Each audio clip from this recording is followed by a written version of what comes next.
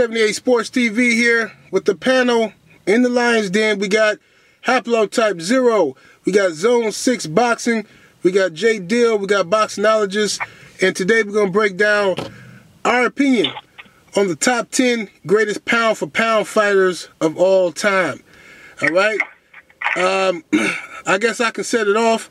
We're all going to vote on who we think are top 10. Everybody going to get a chance to nominate somebody, and we'll discuss it afterwards. So I'll set it off.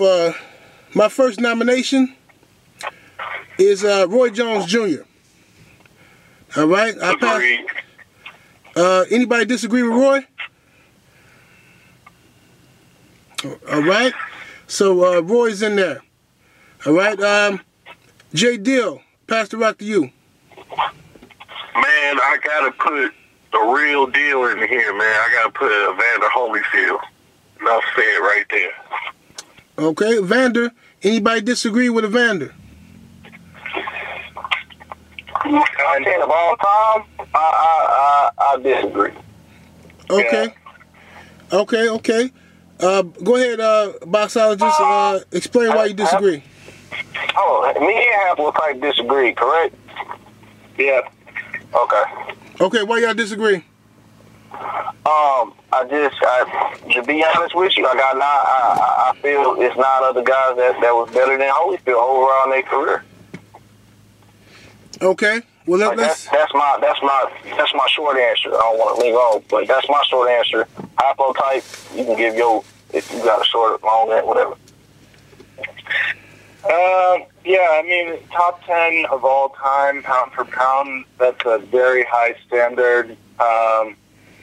He lost to Tony, who Jones was the first nominee, beat. And then he had a couple of little losses in there towards the end of his career. Wasn't that great. Lost the value of, I don't know. He's great, don't get me wrong. I like him. But don't think he's top 10 pound for pound all the time. Yeah, can I say something real quick? Go ahead. Man, when you beat George Foreman, you beat Riddick Bowe, you beat Floyd Muhammad Ali, one of the best cruiserweight title fights in the 1980s, and you're one of the best cruiserweights of all time, and you're a 4-time world heavyweight champion, and you beat guys like Mercer, Tyson twice, and you beat the shit out of Buster Douglas after he beats Mike Tyson. I mean, dude, as many losses as you just named, this dude hasn't ducked nobody in his division, in his era, despite draws, losses, victories. He's an entertaining fucking fighter, pound for pound, man. He's a warrior. Last all-time greatest in heavyweights, man. I mean, I'll say this. I believe that Evander Holyfield, you can argue and say he's a top 10 all-time heavyweight. You know what I'm saying?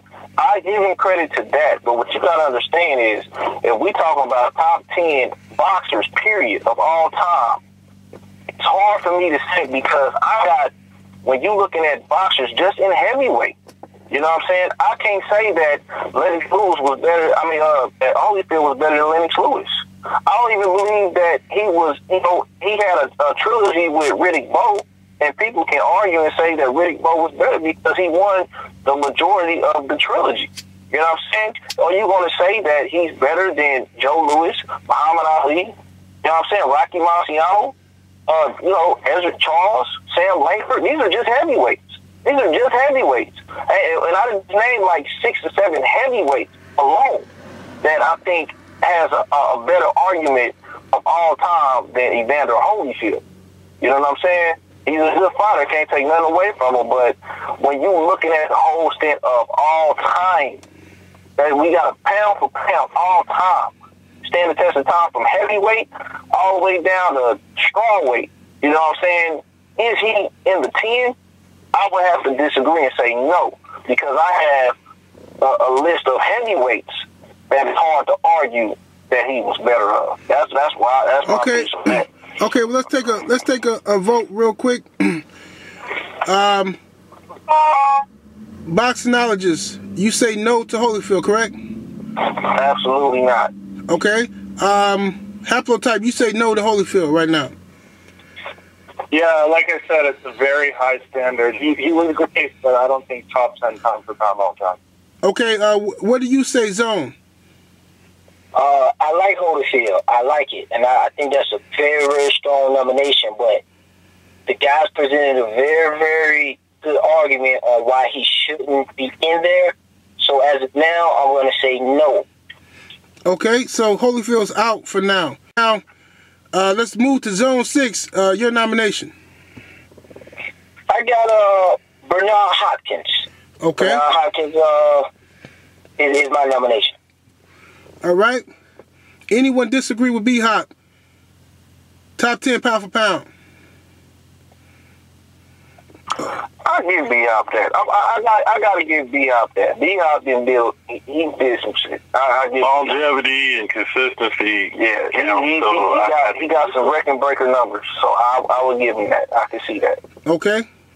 So B-Hop is in. So we got Roy Jones and B-Hop so far. Let's pass the rock to Haplotype. Who you got? First nomination. I got Benny Leonard. Who'd you say? Benny Leonard. Okay, Benny Leonard. Anyone disagree with Benny Leonard? I gotta answer Haplotype this, man. Why? Name me 3 or 4 top names that Leonard beat, even though he had a 20-year reign, only losing one time. He didn't have a 20-year reign. He had like an 8-year reign that was played. But 20 years with 1 loss. Yeah, well, he had a draw also in there. Well, it was a DQ. Yeah, it was a DQ. He knocked the guy down. He was about to win the fight, and some people say the guy lifted his knee up. But anyway, he beat 9 Hall of Famers, and he had, if you count newspaper decisions, 185 wins to only 20-something losses. And I just think he was the shit, man. Like, who are some of these Hall of Famers? You want me to name the Hall of Fame? Like 3 or 4. Just 3 or 4. Okay. Ted Kid Lewis, Johnny Dundee, Lou Tendler, Jimmy McLernan, and Freddie Welsh. Okay. This is my thing with Benny Leonard, and this is why I would say no to Benny. Because Benny, although he did beat future Hall of Famers, you know what I'm saying, but at the same time, he doesn't have a name on his resume that just resonates to the boxing public. You know what I'm saying? Where it just really stands out.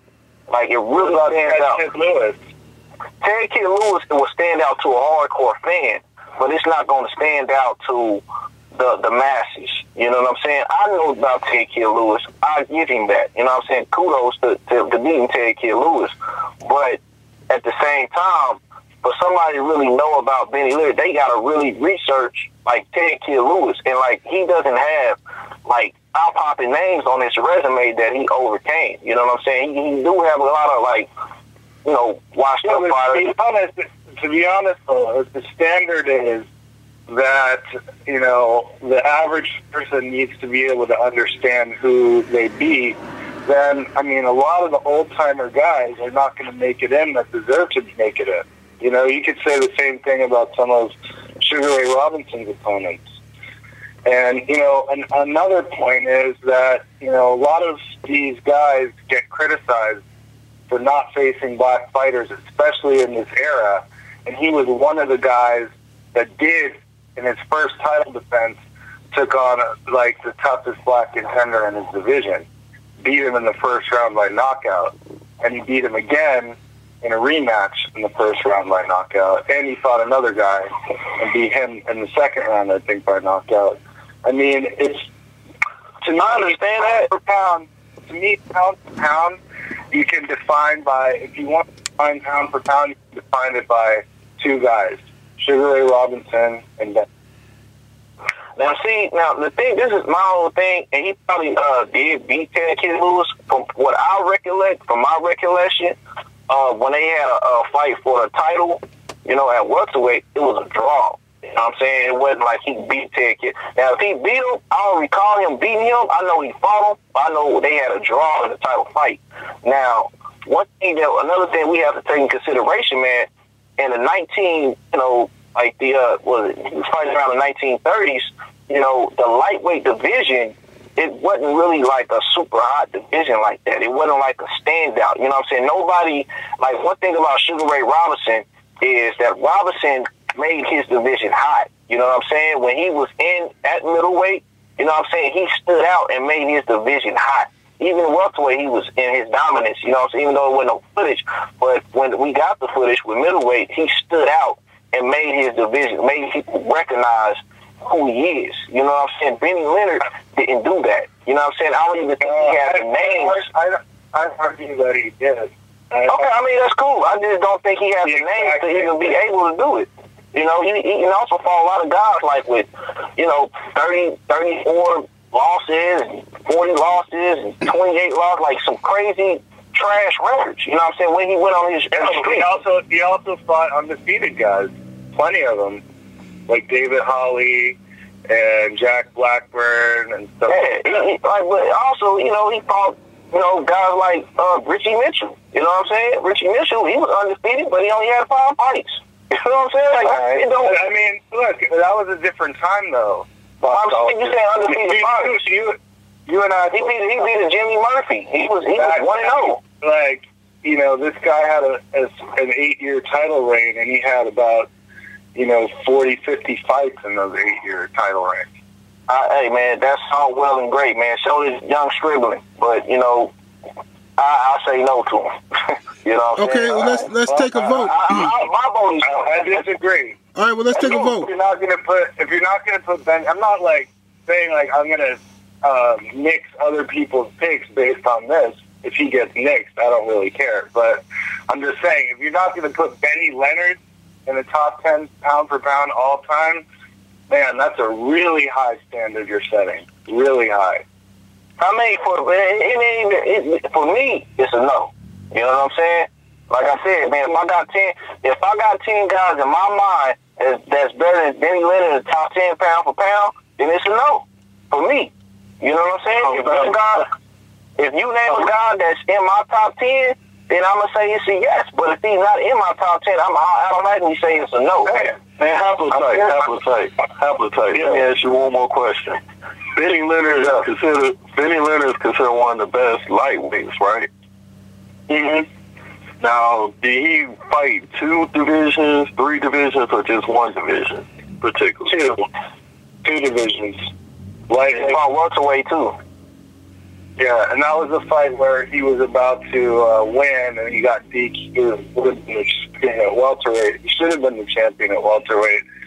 A lot of people fight. What? I'm just saying, also he had a draw with the title. You know what I'm saying, against Lewis. So. All right. Well, look. Let's take a vote. Was that at welterweight though? I don't think it was. It was at welterweight, sir. You talking to an encyclopedia? Trust me. All right, let's take a vote on Benny Leonard. Okay, J. Deal, what's your vote for Benny Leonard? I'm voting, man. Okay. Zone 6. What's your vote, Zone? For me, I'm gonna say no. Okay. I'm gonna say no. All right, boxonologist, you say no? Nope. Okay. Haplotype says yes. J. Deal says yes. I'm gonna say yes. I like I like what Haplo had to say about him. I can say yes for right now. I'll say yes. Okay. I mean, you saying yes? If you saying yes, you saying yes. Yeah, I'm saying yes. For right now, he in there. That's what I said, motherfucker. Yes. Oh.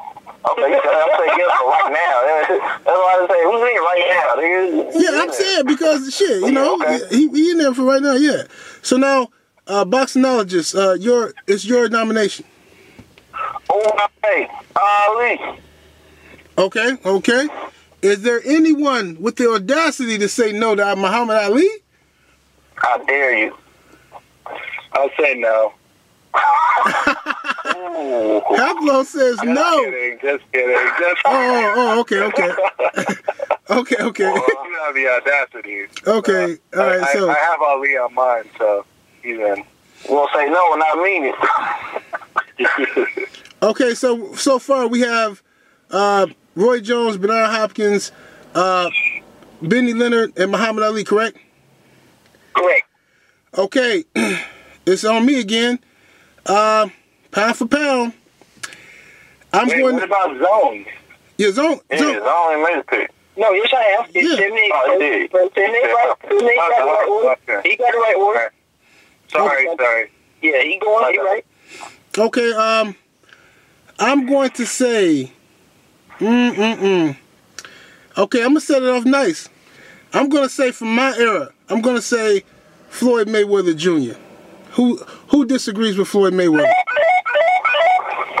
I disagree with Floyd Mayweather. Okay. All right, go ahead and state your case, Wild Zone.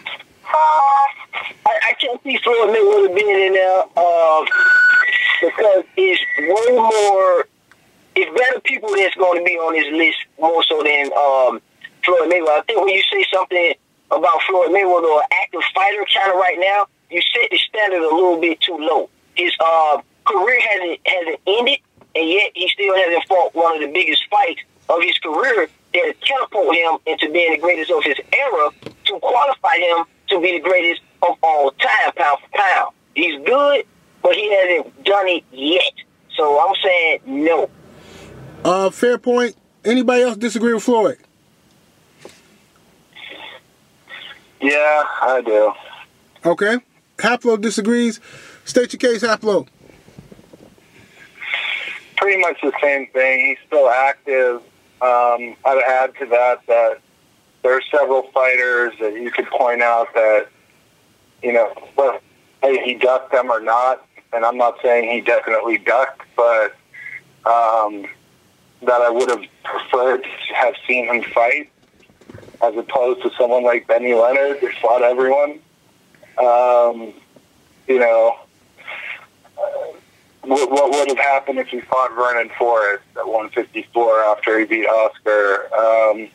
We will never know. There's too many question marks.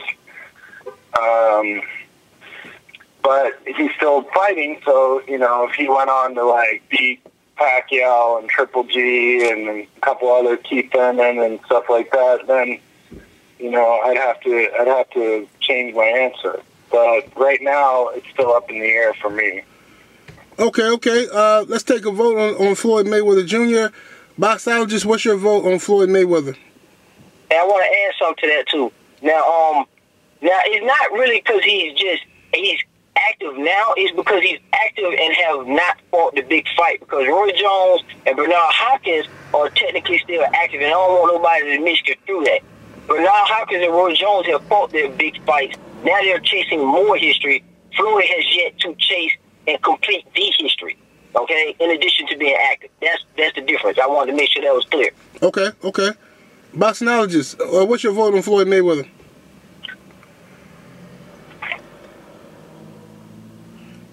Boxologist. Oh man, he does. Oh my bad. I had it on mute. My bad. I'm gonna say yes for two reasons. You know what I'm saying? Number one, I'm gonna say yes is because when we talking about this era, I believe at this point in time, Bernard Hopkins is not the best in this era. I believe Floyd Mayweather is the best in this particular era.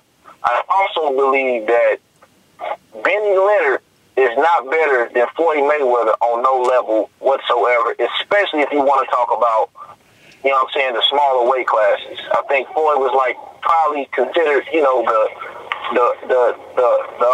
the best super, featherweight ever. You know what I'm saying? And distinction of, Ray Robinson, the best welterweight. You know what I'm saying? Like he was unstoppable, like a force. You know what I'm saying? I've seen footage on Ray Leonard. I didn't see that. You know what I'm saying? So because I believe that he's better than two guys that we have in here, I'm gonna say yes. Okay. J. Deal, what's your vote for Floyd Mayweather? Yes. Okay. I would say yes too, and I do understand Haplo and Zone's point of view as far as Floyd not fighting the big fight yet. So maybe my vote is premature, but I'm going to say yes for right now. So we got Floyd Mayweather in at the number 5 spot so far. It goes to you, J. Dill. Your nomination. That was 6. Oh, that was 6? 6. No, it's 5. It's 5. Roy Jones, B-Hop, Manny Leonard, Ali, and Floyd Mayweather. Right. Yep, that's fine. Okay. All right, so J. Dill, your nomination. Harry Greb. All right, Harry Greb. All right, anyone disagree with Harry Greb? I agree with the Harry Greb. I agree with the Harry Greb. Okay, Zone.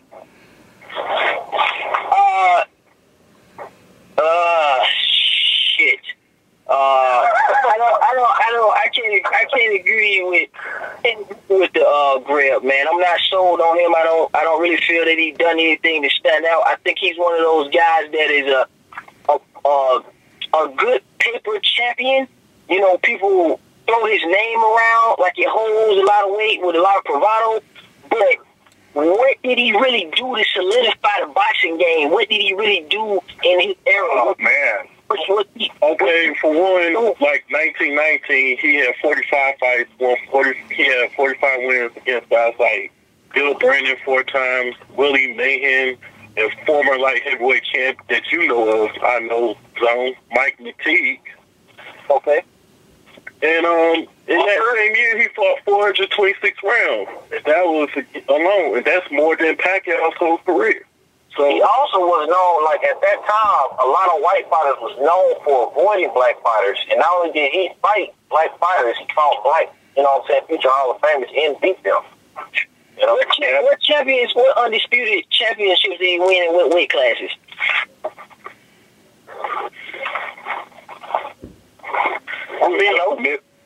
Middleweight, middle to heavy. So he won an undisputed heavyweight championship? No. Light heavy. He beat a former undisputed heavyweight champ. I ain't say. I said his career was tougher to middle to heavy, but if you're asking, undisputed championships. That's what I asked. I'm trying to follow you guys. Light heavy. Who did he beat at light heavy? Who did he beat for the undisputed championship at light heavy? Gene Tunney, bro. Okay. Gene Tunney's a former undisputed heavyweight champion. That was after the fact. That was after. I mean, but still, that shows the testament of Harry Greb. That's light heavy. Now, where else did he win the championship at? Middleweight. Okay, so he got two undisputed championships in 160 and 175. He beat Johnny Wilson for the middleweight championship in 1923. I don't see anything that he did to change the game of boxing and to really be a standout. I'm not sold on him. well, beating 14 Hall of Famers. Yeah, there's a lot of guys that beat a lot of Hall of Famers that won't make the list, but I don't think that he's. I think he's beating more Hall of Famers. If I'm not mistaken, he's beating more Hall of Famers than any boxer in the history of boxing. Yeah.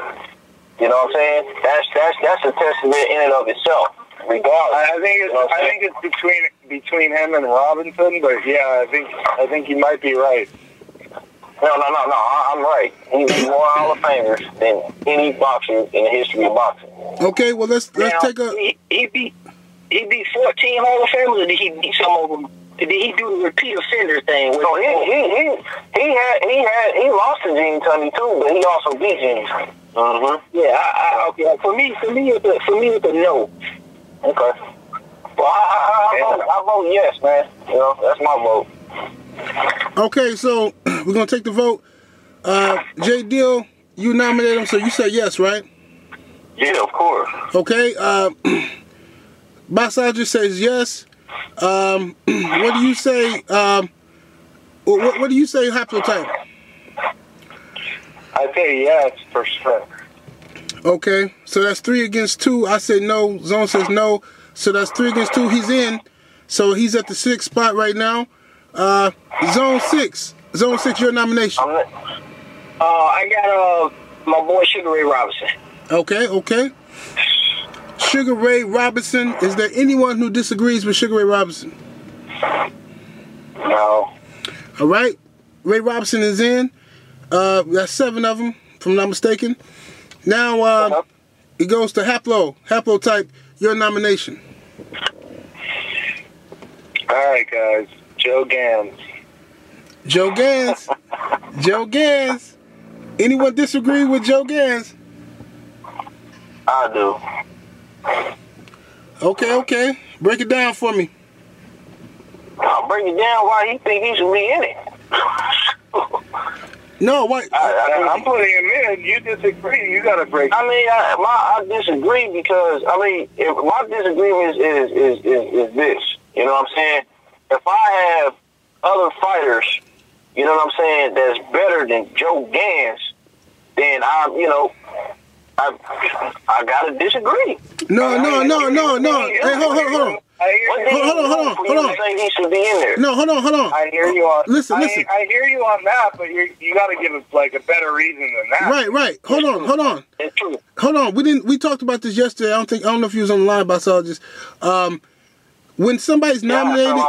Yeah, you gotta say yes or no on if you think they belong there.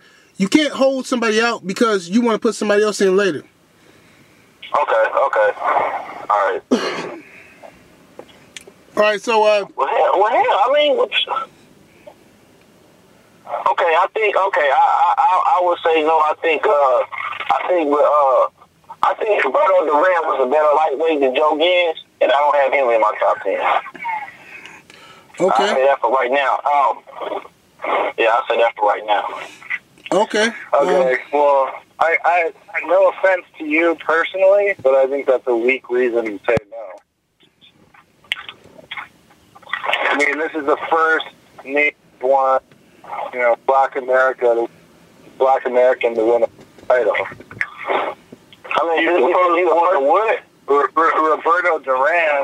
Roberto Duran, had Panama Lewis in his corner, and he could have been cheating all that time. So, man, I mean, but that's speculation. Roberto Duran was an overall better fighter. He scaled weight classes. He jumped weight classes.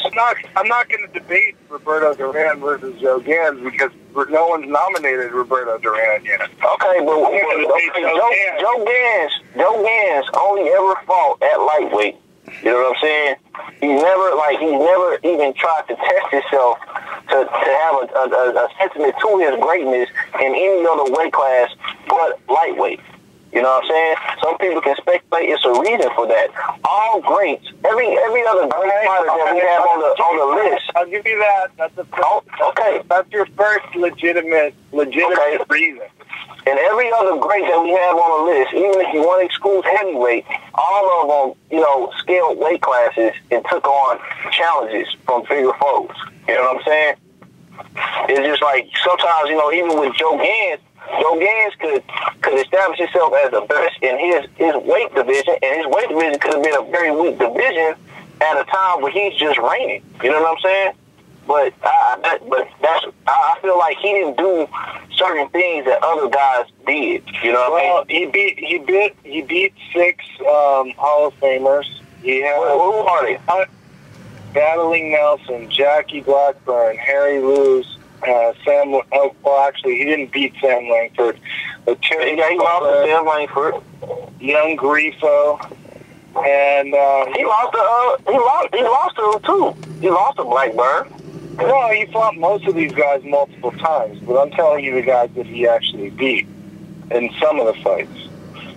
Okay, and he had a 6-year title reign, 138 credited wins, but 158 wins if you count newspaper decisions.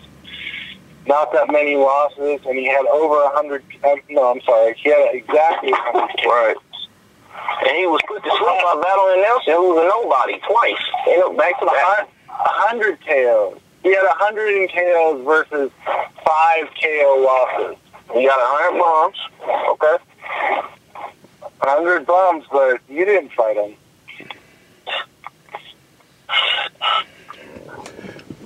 All right, let's take a vote. Let's take a vote on Joe Gans. Let's start with J. Deal. What do you say to Joe Gans? Man, I mean, both guys came up with a great, compelling story. Me personally, I hold Joe Gans at a high standard, but I don't put him in the top 10. I don't have enough footage of him, but also it's just not compelling. But it's just not as compelling as like somebody like Greb and others that we just mentioned. But Joe Gans is a great, but I have to say no. Okay, Zone, what do you say to Joe Gans? I like the argument by Hyplo. I kind of disagree, but I can't just do it just because I got to go with the evidence. And he presented a very, very solid case to him. He presented a case, so I got to say yes. Okay. Yeah, Hyplo presented the better case, but what I know of Joe Gans, I had to just make my own decision for that. Okay, I think he's one of the greatest lightweights, but as far as pound for pound of all time, because that's what we're talking about. We're talking about all time. You know what I'm saying? I don't feel it from him, man. Of all time, lightweight, absolutely, but all time, no. All right, so you say no. Zone says yes. Haplo says yes. Guess it's on me then, huh? I said no. It's on you, Sibby. It's on me. Okay. I'm gonna say yes to Joe Gans, man. The old master. I gotta say yes to him. I think it's on you, boxologist, for the. So Joe Gans is in. That's 8 of them. Yeah. Boxologist, it's on you for a nomination. I got Henry Armstrong. Okay. Ooh. I was waiting on somebody. Anybody disagree with Henry Armstrong? Okay. Henry Armstrong, that's 9 of them. It goes back to me? Is that right? Yeah. Okay. Shit. Let's see here. Pound for pound. I'm going to throw in...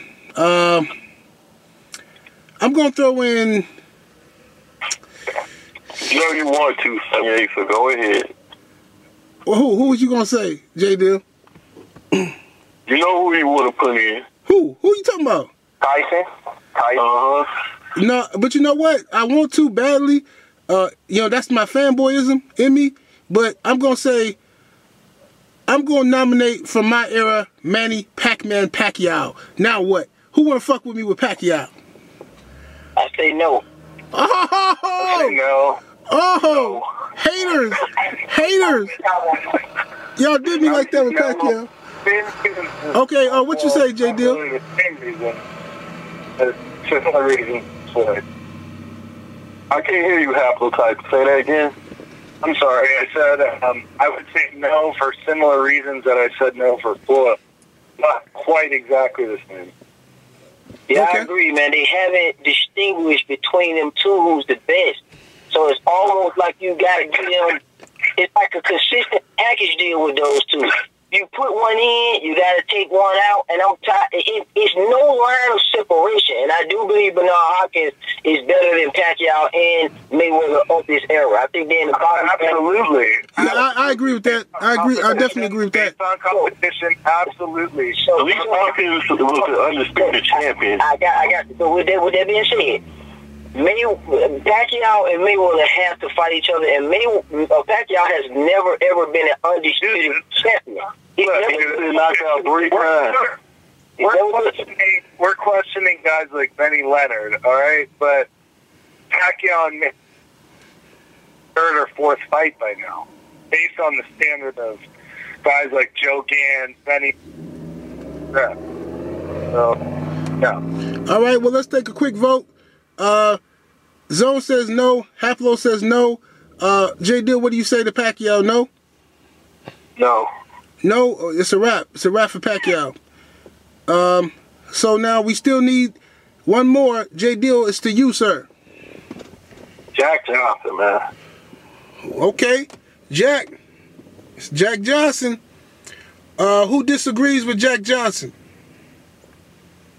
I disagree with Jack Johnson. Okay, bring your argument.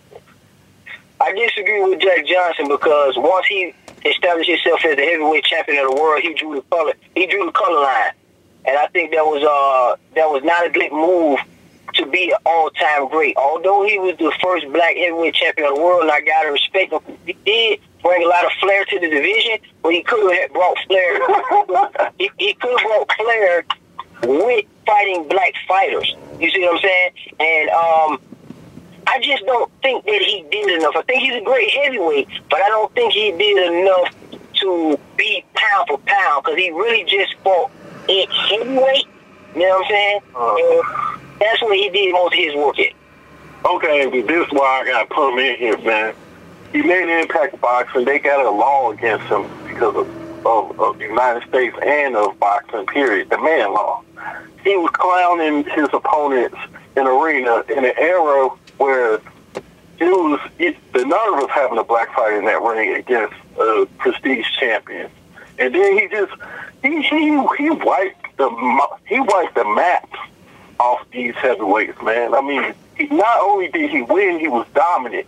And even with the color division, he beat greats like McVeigh, Jeanette, and Langford and them. I mean, the dog, I get what you're saying about him not giving them title shots, but he was still doing his own thing and still put prestige there with his title by beating guys like Jeffries and them.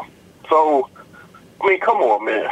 Yeah, I think, when he fought those African-American guys, he was in a position where he had no choice. But was he one of the most dominant? But in that division, was he one of the most dominant champions? Let me speak my piece, man. You just talk, and I respect you. Now respect me and let me talk. What I'm saying is that once he got a clear option to not fight the tough competition, then he did not do that. Now, he had no choice when he was the color champion. He had no choice. But when it was a choice to, he invented the dump rule. He was the first guy. He was the first black guy to dump fighters. When you think about it, outside, white.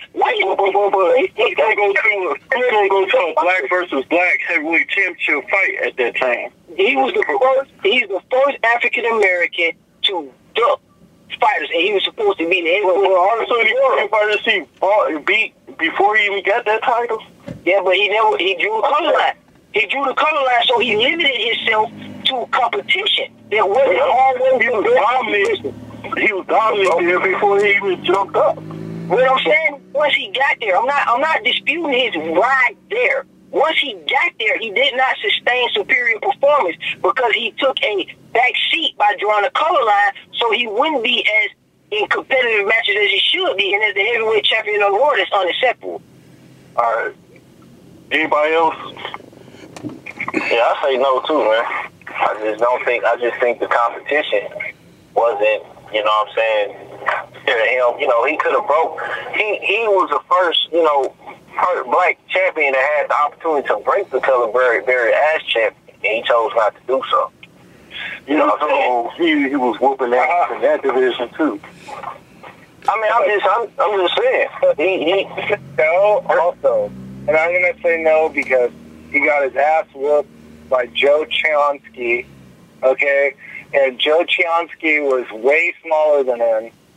Okay, and if it hadn't been for the fucked up laws of those times, he would never have learned how to box because they got put in jail, and that's where I remember about that.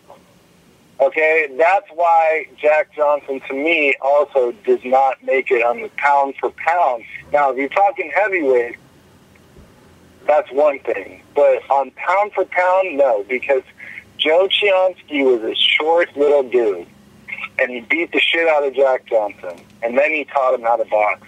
And that's how Jack Johnson won his title, okay? And also, if you look at his fight with Jeffries, which was, an incredible fight, and total credit to him for winning it, but it was a boring fight, bro. He was holding, people talk about Vladimir Klitschko holding against that one guy. He was holding just as much. So, you know, he was clever. He had a good style, but and his footwork was the shit. But no, I don't put him in top 10 pound for pound. So y'all respectfully saying no on this shit, huh? Respectfully, absolutely. Because okay, on a social level, if you were talking about, you know, who's the most for boxing, he's the one.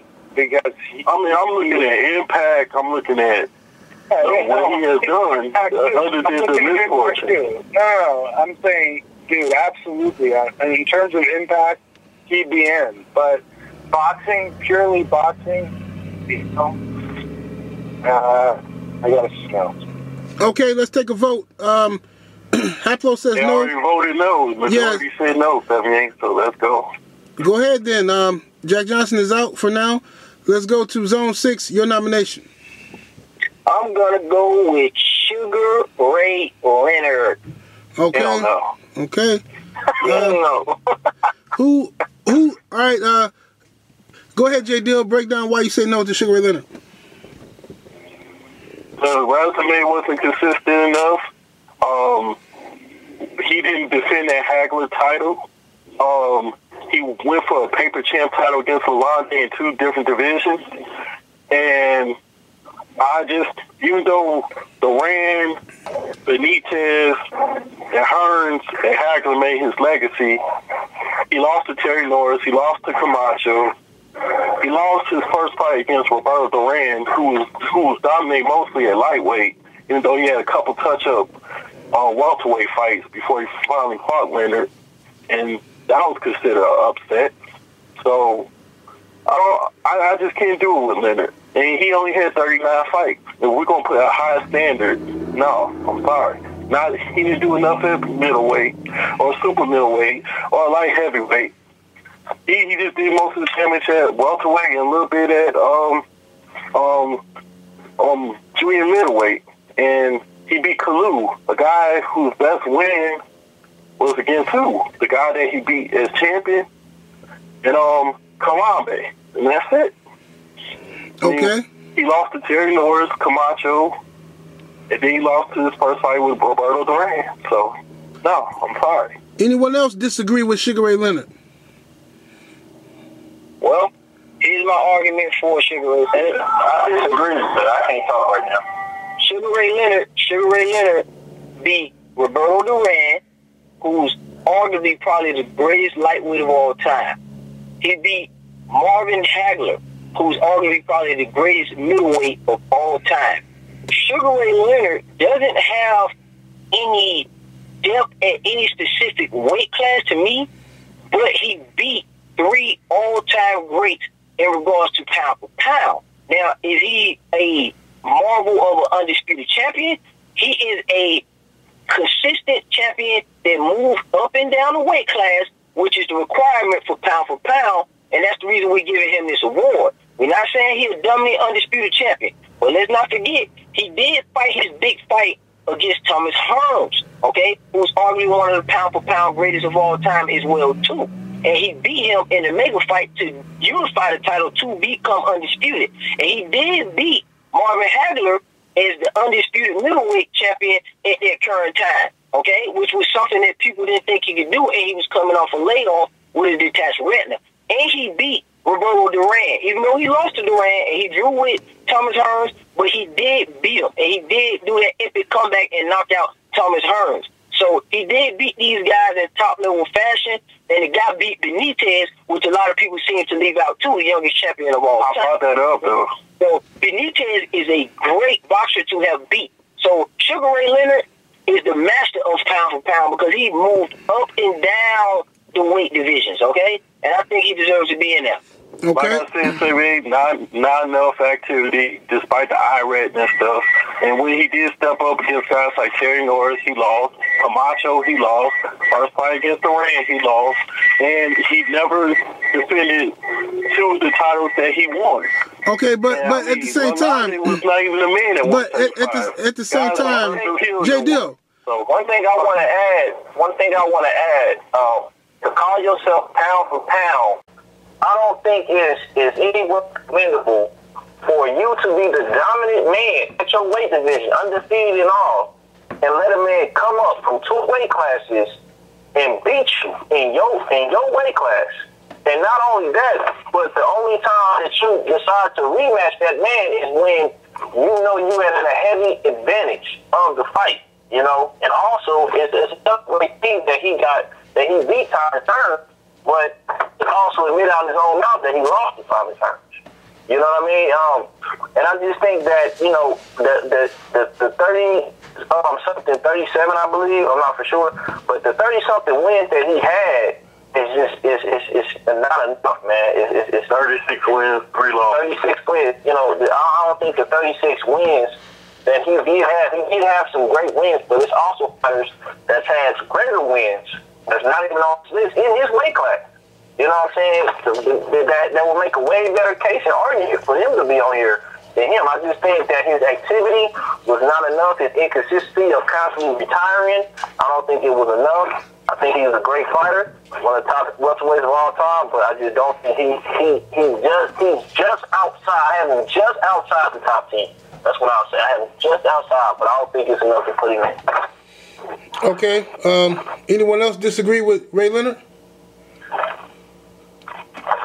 I disagree, Boxer. I just disagree more about haplotype. Well, yeah, what do you say, Haplo? I'm a Ray Leonard card, if you want to call it that. I would say yes, absolutely, no question about it. Nick? Yeah, I would say yes to Ray Leonard. I understand the points made, but it was something that J. Dill said earlier that kind of, I scratched my head a little bit when you said that when Ray Leonard finally stepped up, he lost to Norris, and I'm like, what do you mean step up? Like Thomas Hearns and Hagler, that's stepping up right there. Terry Norris was when he was trying to do extra stuff to his legacy, trying to put final stamps on it, and he just fell up short. He was fighting a young prime champion, and Terry Norris. I mean, I don't think that. How old was Ray Leonard when he fought Terry Norris? No, he was still young, but he had retired. He took a lot of time off of boxing. He took a lot of time off. The main thing Ray Leonard said about his career that he said layoffs is a sin in boxing. He said if there was one thing he had changed about his career was the layoff. Yeah, but you keep leaving out the fact that the man had a detached retina. I already said that, but I already brought up the eye retina. What I'm saying is, I'm bringing it up when I'm speaking. What I'm saying is, he's left out. He had a detached retina. You cannot deny that. I mean, it don't matter if you deny. What I'm saying is, when a guy has a detached retina, I understand him taking time off. When you beat Hearns, okay, and you beat Hagler, and you beat Duran, I mean, and Benitez, those are great victories. Those are really great victories. I mean, that's the best record out of the established 4. I mean, so you can't deny him. He gave us the fight that we wanted to see, and those were 4 huge fights. Yeah, Tommy Hearns, he had fought. He probably would have been my first nomination on this list. Yeah, I think Hagler has out of the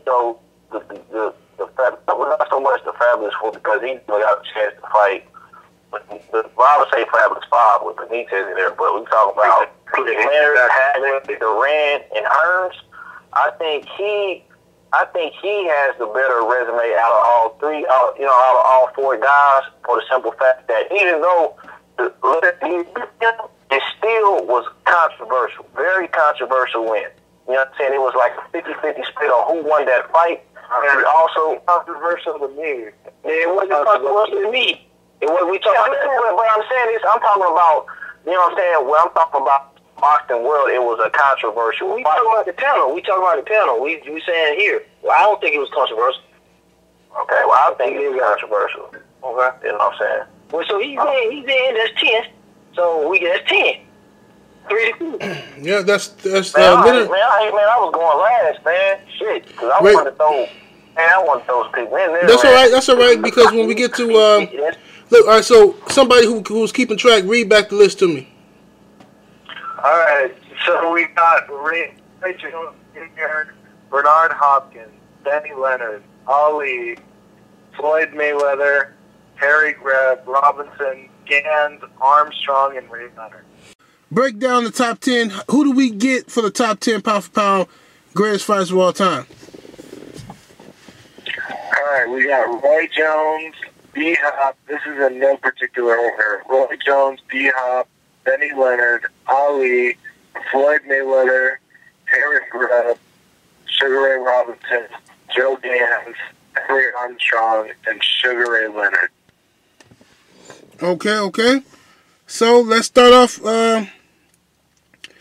Let's set it off this way. Anybody want to reconsider Roy Jones Jr. for another person? Okay. What about Bernard Hopkins? Anybody want to reconsider Bernard Hopkins for another person? Me with Ezra Charles. So you think Hopkins should be off the list for Ezra Charles? Yeah. Okay. I just think Ezra Charles beat more Hall of Famers. He fought more guys that a lot of fighters ducked. I mean, he beat guys like Jimmy Bivens, Charlie Burley, Harold Johnson.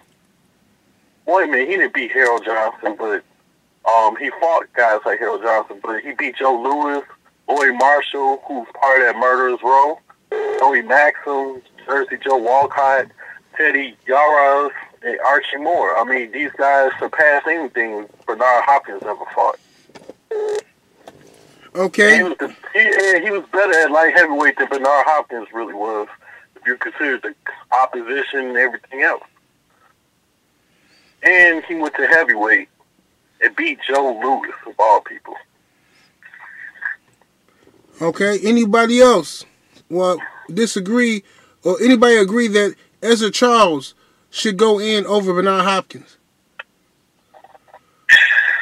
I kind of agree with that. I don't have any deep debates on it, but I feel the same way as Jay did on that subject. Well, I'm going to let me say this. Remember this. Bernard Hopkins is the only fighter in this modern era to unify the WBO, WBA, IBF, and WBC. Okay? The only other person to ever do that is Jermaine Taylor, who won all 4 belts from him. Nobody in the new era, since there's been 4 belts around, has ever held all 4 belts simultaneously. Okay? And Ezra Charles, he wasn't dominant at any particular weight class as Bernard Hopkins was dominant at middleweight. He had a more dominant showing in a particular weight class more so than Ezra Charles. Ezra Charles also got beat up too. So, I mean, he won against a lot of Hall of Famers, but those guys were Hall of Famers or Hall of Famers based on the fact that they older than Bernard Hopkins. I mean, the class of Hall of Famers that Bernard Hopkins will fight, they're going to be Hall of Famers. And we got Roy Jones #1 on the list, and Bernard Hopkins beat him. My thing is, Hopkins got beat up systematically by Chad Dawson. He got his wig pushed back in against fucking Kovalev. He got outclassed against Roy Jones Jr. the first time they fought. He lost to Joe Calzaghe, who we never would consider become pound for pound, but is undefeated. And then, B-Hop, this is my thing with B-Hop. Yes, he won some fights that we say he had no business winning, against guys like Pavlik and Tarver, but and the Pascal probably. But at the same time, he didn't put in there to fight all guys like, back in Charles' day, he fought a lot of Keith Thurman niggas, like Lloyd Marshall and Burley and them. Nobody wanted to fight the motherfuckers. The motherfuckers were the real deal, and they would conduct and shit. Come on, dog. I mean, this shit got to count for something. And name anybody on Hopkins' list that is a Joe Louis caliber opponent. Well, Roy Jones Jr., because we got him on the list, and Bernard Hopkins also got 2. Okay, if you gonna put Roy Jones Jr. on the list, but you can't put Evander Holyfield when they both went up in weight too. No. He's at least Holyfield's a 4-time world heavyweight champion, and also like Holyfield, Roy Jones has lost some feuds, and as lot of his career, he's been getting knocked the fuck out. Hold on, man. You're making a comparison against fighters that we not know. The subject in the discussion is about Bernard Hopkins and Charles. What I'm saying to you is, all of us unanimously agree with 78 pick, which is Roy Jones. Bernard Hopkins beat that guy that's on the list, which strengthened his position on the list. He also holds the most title defenses at middleweight, okay? And he also is the oldest champion to win the title and defend the title. That's a record. But I'm just going to put it like this. Bernard Hopkins ain't got nobody on this list that defended the heavyweight title 25 times. Okay, let me ask you this, J. Dill. What records do Ezra Charles hold over Bernard Hopkins that you would say? Heavyweight. Bernard Hopkins never went to heavyweight. Yeah, but Bernard Hopkins has records at middleweight and at light heavyweight. I mean, he's the oldest reigning champion of any of those weight classes in history. And he's the longest reigning middleweight champion, has the most title defenses in middleweight history. Okay, so and like Zone pointed out, he beat the guys who held those titles, unifying those titles. We can't overlook that. I mean, if you want to take Bernard Hopkins out, I mean, I think there's other guys on this list who we can take out for Ezra Charles, but not B-Hop. Man, I'm just saying, like, Ezra Charles need to get on this list, man, because yeah, but it won't be through B-Hop. That's what I'm saying. Yeah. So let's take a vote real quick. Who says yes to Ezra Charles going on the list over Bernard Hopkins? Who says yes besides J. Dill? Hopkins did it first, but I don't know what he thinks now. No, I was saying beating Charlie Burley was a good win, especially twice. He's a Hall of Famer. I think Ezra Charles could probably beat Hopkins, maybe at light heavyweight, definitely at heavyweight. But there is one thing that nobody mentioned, which is the 25 losses, and that's kind of not good. So I'm on the fence. I'm on the fence. Yeah, but he got 93 victories too, way more than B-Hop, dude, way more knockouts than Yeah, but he got more fights. B-Hop did face. He took way more risks. Yeah, but y'all took more risk. I said it took more risk.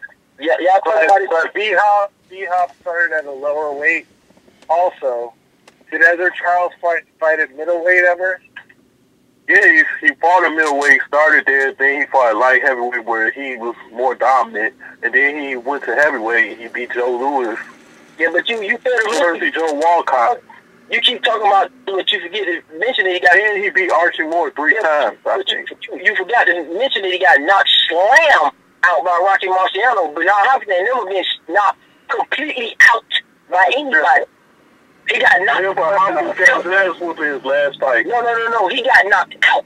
Bernard Hopkins did not get knocked out. He got knocked out. And what weight division was this at? Right, the division that you stay heavyweight, that you point heavyweight. Okay, that's the division of all divisions. But listen, he won the title here too. So how many title? Okay, so how many title defenses he got in heavyweight? Does it amount to the ones that Bernard Hopkins got in middleweight? Man, don't. Dude, I also look at. Man, dude, he fought some tough competition up there. No, I said, he got the amount of title defenses that Bernard Hopkins got in any one of his weight classes. Pick any one of his weight classes and he pound for pound and tell me what weight class he got more title defenses than Bernard Hopkins at. Oh, so titles matter. Okay, none. Okay, so tell me how many times Bernard Hopkins got knocked slam out. Okay, other than middleweight, where he beat Keith Holmes for a title, he beat Oscar De La Hoya for a title, and Trinidad for a title to unify those titles. He had 20 title defenses with the IBF or something like that. And he got 2 or 3 of the titles at light heavyweight, but other than that, I mean, the title defenses, I'm not sure how many title defenses he had at light heavyweight. I don't know. Might have been deciding vote. Did he win a title at middleweight? No. No, he did not. He never was a middleweight champion. All right, then I'm gonna stick. He beat some. No, he never was champion at middleweight. He beat a lot of Keith Thurman type dudes. Well, look. My vote is I agree. Beating Burley was good, but he didn't win the title at middleweight. So they're about even in terms of weights that they won titles in. So I'm going to go with Hopkins for right. Well, not for right now. I'm going with Hopkins. Okay. Who's tougher to win a title at heavyweight or light heavyweight? So who's the next one? Who's the next guy? The next guy we got is Benny Leonard. Anyone want to replace Benny Leonard for anyone else? Okay. Where's Pacuiao? Look, he didn't say nothing, so he out of it. So, what? Anyone want to replace? Who's the next guy we got, Haplo? Shit, hang on. We got Roy Jones, B-Hop, Benny Leonard, Ali, Floyd Mayweather, Harry Greb, Robinson, Gans, Armstrong, and Ray Leonard. Okay. Anyone want to replace Floyd Mayweather Jr. with anyone? As a Charles. Shit, I would agree with that one. Okay. I want to replace Floyd Mayweather and Ezra Charles with Rocky Marciano. Oh, okay. Well, wait a minute. Let's take it one at a time, though, man. We got it. I know that. I know how it's going to go. Go ahead. Do your thing. Okay. Boxologist, what you think about Ezra Charles replacing Floyd Mayweather? Crickets. Tweet. Okay, well, Boxologist, he out of it. All right. So Haplo, you say yes. J Deal, you say yes. Zone, what do you say to Ezra Charles replacing Floyd Mayweather? I say yes. Okay, well, that's overruled. So, Ezra Charles is in. Mayweather is. Hey, fellas, I'm back. What's up? No, look, Floyd Mayweather. Do you agree that Floyd Mayweather should be replaced on the list with Ezra Charles? No. Okay, well, we overruled. Ezra Charles is in. The next guy, who we got on the list, haplotype. All right, so right now we got Roy Jones, B-Hop, Benny Leonard, Ali,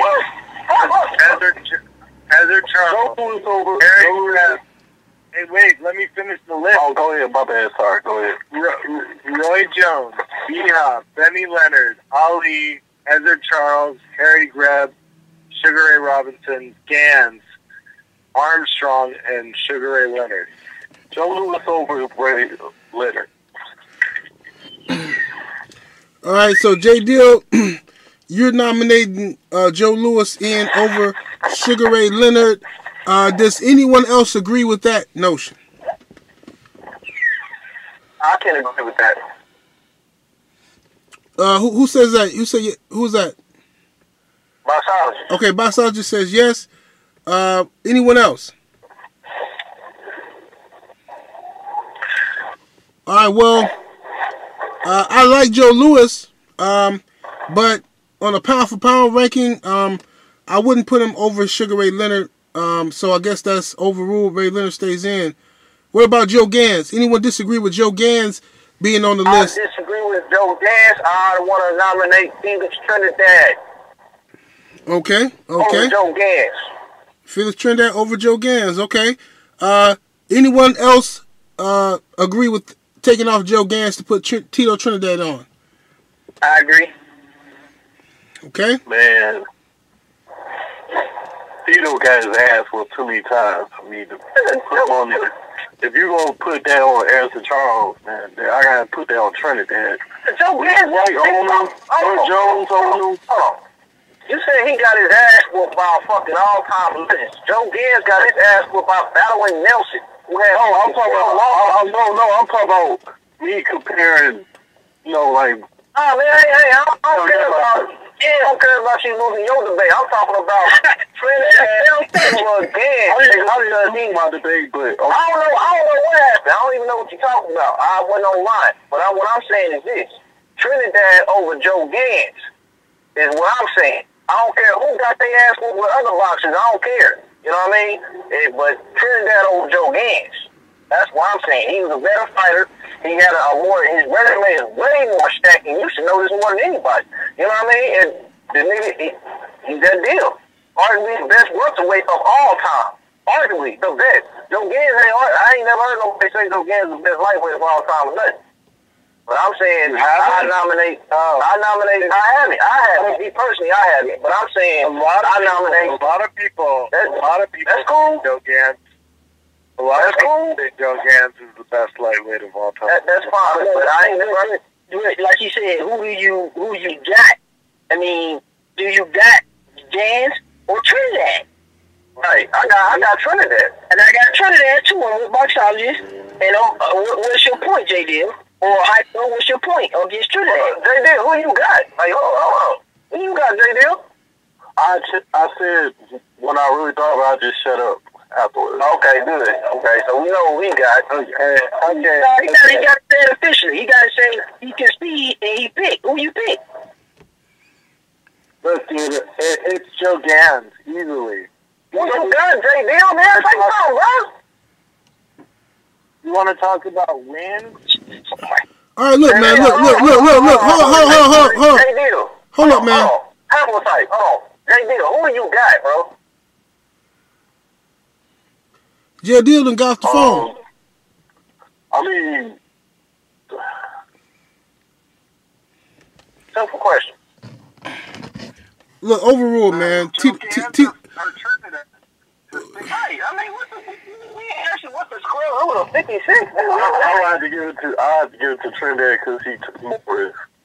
Okay. Whoa, okay. All right. Okay, so Trinidad in, okay. I see where we going. All right. Okay. Trinidad is in. You keeping track, Haplo? Well, you got to for the record. For the record, I would. What's the deal? For the record, 78, who you got? For the record, I would say Trinidad because he's from my era. I've seen all his fights. I saw what he did. Joe Gans is a great fighter from what I know historically of him. I respect him for being an all-time great, being the old master, being the first black man that had the title, African-American or whatever. However, I know Felix Trinidad. I'm comfortable knowing Felix Trinidad more so than I am with Joe Gans. Can I try to sway everyone though? Because I nominate. Man, that's unanimous, man. No, if you never. Yeah, that's his case. Hold on. Wait. The reason we got here is because J. Deal challenged it. Okay, you conceded to boxologist terms. Now, Hypno can't then jump in and then make a fake for something that you initiated, man. You got shut down and conceded to it. It's too late. It's too late. It's already 3. Yeah. It's already 3. It's already 4, actually. Because I was trying to make a different argument, but I talked over her. Okay, now look. It's 4-1. So now. You're going to put Trinidad over Joe Gans? Come on, man. Yeah, I am. I'm half Puerto Rican. All right, what's the... Man, this ain't got nothing to do with race. I'm going to tell you that right now. This got to do with race.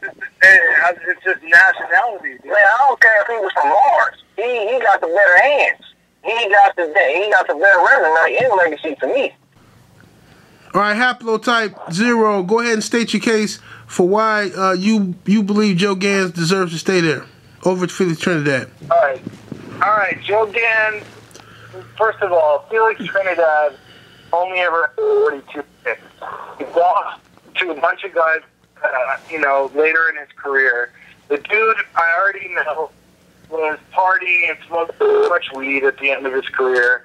I know that from sources in Puerto Rico. Joe Gans was fighting 42 rounds and beating guys, and Joe Gans was praised by everybody, dude, in his time, including guys like John L. Sullivan, who refused to fight black champions, who said, I never liked a Negro as a fighting man, but Gans is the greatest lightweight in the ring I ever saw.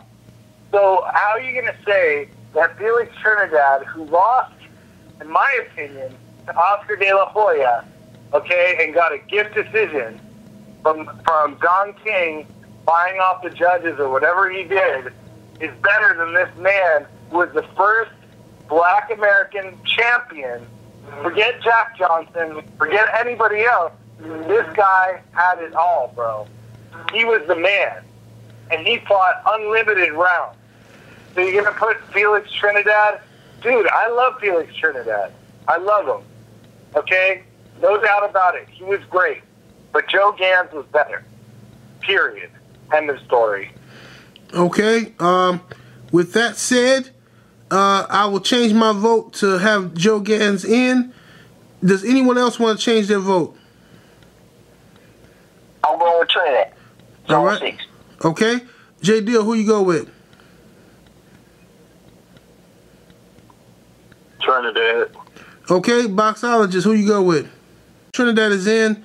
Overruled. All right. Who else we got next? Haplotype. Who's next on the list? Armstrong. Anyone want to replace Henry Armstrong on the list? Okay. Who we got next, Haplo? Ray Leonard. Anyone want to replace Sugar Ray Leonard on the list? Man, Ray Leonard shouldn't be on that list. Well, who you got? Holyfield over Ray Leonard. Okay, Holyfield. All right. Anyone agree that Holyfield deserves to be on the pound for pound list over Ray Leonard? Not over Ray. He's a sentiment, but not over Ray. Why not? No.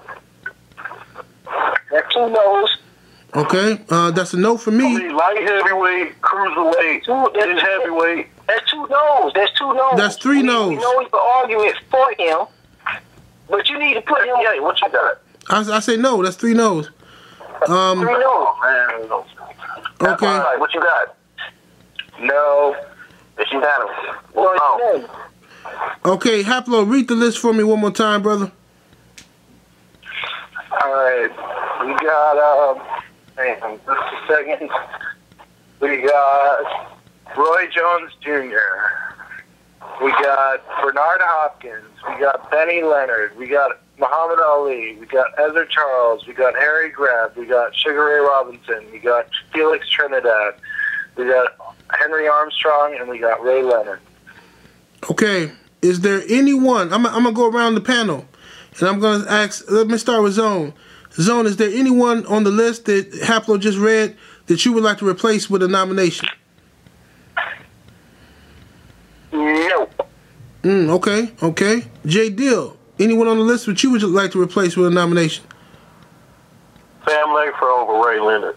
Because, guys, George Godfrey, Tiger Flowers, Harry Wills, Joe Jeanette, Sam McVeigh, Philadelphia Jack O'Brien, Dixie Kid, Joe Gans, Jack Blackburn, Kid Norfolk, Stanley Kitchell. Newspaper decision. And if you think those names are not enough compared to Roberto Duran, Benitez, Hagler, and what's the other cat? Thomas Hitman Hearns. I mean, those are a few. But overall, when you look at Langford's career, Langford's resume resonates more than Ray Leonard's. Ray Leonard's resume is just too inconsistent. There's too many loopholes for you to say he's top 10 all-time great compared to all these other fighters. Okay. I would. One thing I would say, man, is I would agree with you on everything, but it's just that one thing, like that Sam Langford lacks, that Leonard captured, and that's that world championship title. So was it really his fault? Like people make excuses for Ray Leonard with his eye rating. Look at the times and conditions Langford had to go through where he couldn't get no title shots against Dempsey and others. Hey man, I put it like this, man. He fought Jake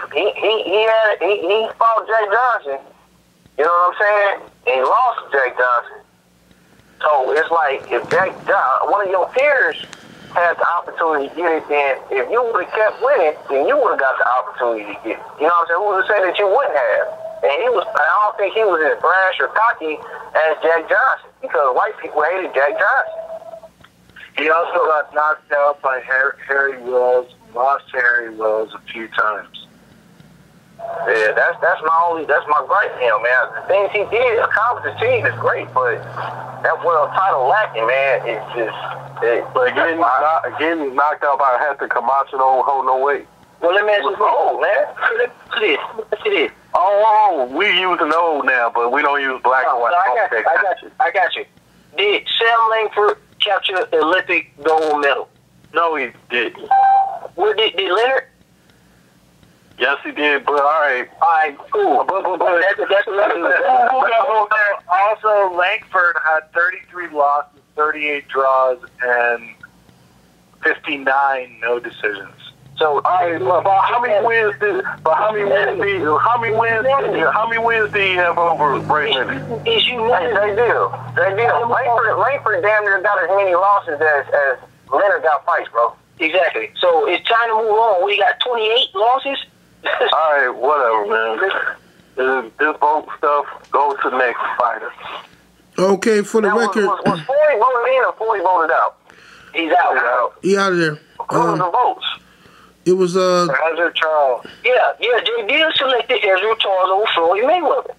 Okay, and 3 had it for Floyd. I mean Charles. Yeah. Who had it for Charles? It don't matter. Everybody. Yeah. It don't matter. What's your pick? All right, cool. I ain't got one. It's cool. You don't got a case? No, not for him. I ain't gonna argue that. Okay. So I'm done. Next person, just present their case for anybody on the list. Manny Leonard, I got Lennox Lewis over Manny Leonard. You got okay. I disagree with that. Anybody else? I disagree with that. I can't agree. What you say, J. Dill? I can't put Lewis over Leonard. What you say, Haplo? I nominated Leonard. Oh, that's right. Not. Yeah, that's right. No, Lennox Lewis over Benny Leonard. Yeah, I said no because I nominated Benny Leonard. Okay. Mike Tyson just missed for 78, but. All right, Haplo type. Anyone you want to take off the list and nominate someone else? All right, let me see. What do we got here?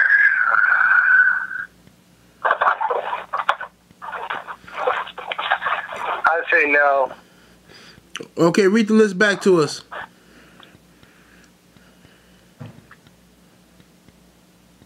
What's that? Read the list back to us. Read the list? Okay.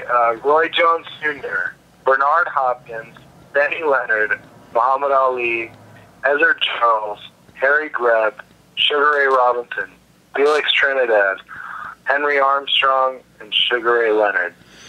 Is everybody comfortable with that list? Harry Greb gonna just do his thing, right? Everybody comfortable with that? Harry Greb.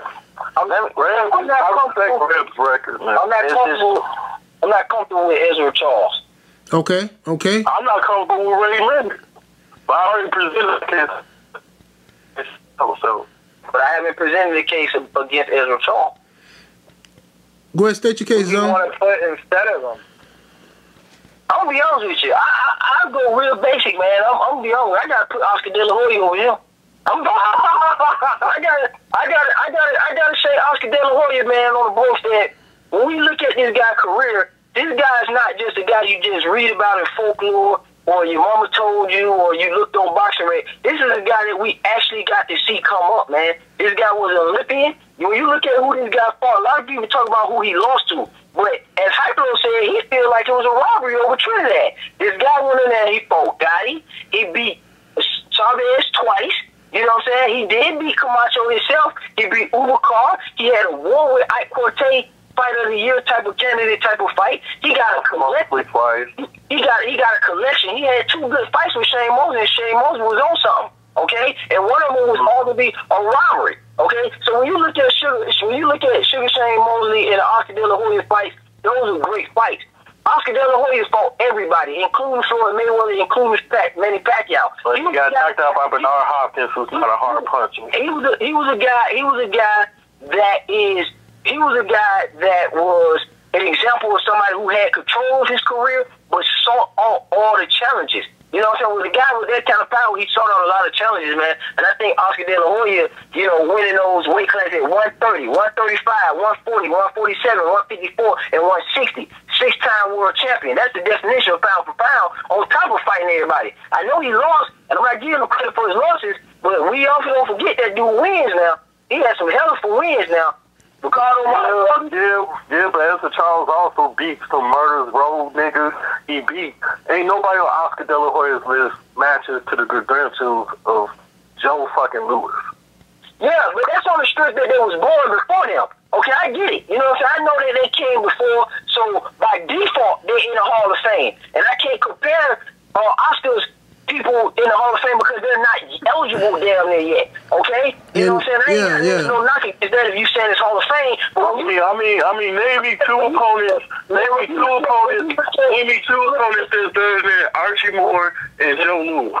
You look at Oscar De La Hoya guy. Hey, hold on now. If you're gonna make that argument, then Rocky Marciano gotta be on this list. I can't hear you, sir, man. I said if you're gonna make that argument, then Rocky Marciano gotta be on this list. Exactly. Cause he beat all their asses. We just going by De La Hoya as a Charles. He brought this up. Yeah, and I like De La Hoya over Ezra Charles, man, because I think De La Hoya did a lot for the boxing game outside of just boxing too, which is also pound for pound. Because pound for pound, De La Hoya has contributed more to boxing in and out of the ring than Ezra Charles can ever dream of. Now that's real talk. That man got a good point there, man. I'm gonna have to agree with him. I ain't gonna lie. I'm gonna have to agree with Oscar over Ezra Charles. Because Oscar, he the one that made the weight class, multiple weight classes, championship shit. He made that shit hot, man. Hell of Hall of Famers too. What you say, J. Dill? Charles. Yeah, but Ezra Charles, see, one thing about Ezra Charles, he's stuck in one era. And Oscar De La Hoya exceeds his era, dog. See, Ezra Charles is just attached to being in the old school, gritty. Oh, no doubt. He's a beast now. But Oscar De La Hoya go beyond just what's in the ring in his era in the 90s. My biggest thing with De La Hoya is, in my opinion, he didn't really beat Felix Sturm. It's a questionable victory against Ike Corte. Also, when it came to, like Tito Trinidad, when it came to stepping up and taking something from Hopkins, he got knocked out. Against Mayweather, where he had all his conditions. If you're going to take Floyd Mayweather out, you should take Oscar De La Hoya out, because the man that we took out beat that man in his own terms, his own conditions, everything at 154. I mean, it's just too much against De La Hoya. I'm gonna say this. I had Floyd in. I still have Floyd in. So I'm not gonna take Oscar out because I still have Floyd in. Another thing I'm gonna say is Oscar De La Hoya, he has arguably probably one of the best resumes in the sport of boxing, period. You know what I'm saying? Also, De La Hoya benefits from the cable era, the television era. I mean, yeah, when Charles came up and he finally went ahead with television was finally coming in, but he didn't benefit from pay-per-views and cable. Yeah, all these other media outlets like Oscar De La Hoya has. Yeah, but he benefit from the consensus that if you own, you automatically get in the Hall of Fame. See, he also benefit from that. You see what I'm saying? Like, all those guys in the black and white era, they damn near in the Hall of Fame, dog. For real. Like, you know, they just in that motherfucker for being pioneers and old timers. Okay? It's a little different now. It's a little bit more selective. So Famer is like early. First ballot. 2000 last year. You know what I'm saying? He got in 2014 early. I gotta say, that's not true. That they still put in guys from the black and white era into the Hall of Fame to this day. So, I mean, just on that point, I'm not arguing the main point, but that particular point, they still put in guys from the black and white era. I'm not saying that they're done putting people in. What I'm telling you is, because of the time that they fought and the time they were in, that it's going to be more of a thing for the guys of old to be in. And those are the same group of guys that are always in. Like, you expect Ezra Charles, Walcott, Joe Louis, Rocky Marciano to be in. I understand.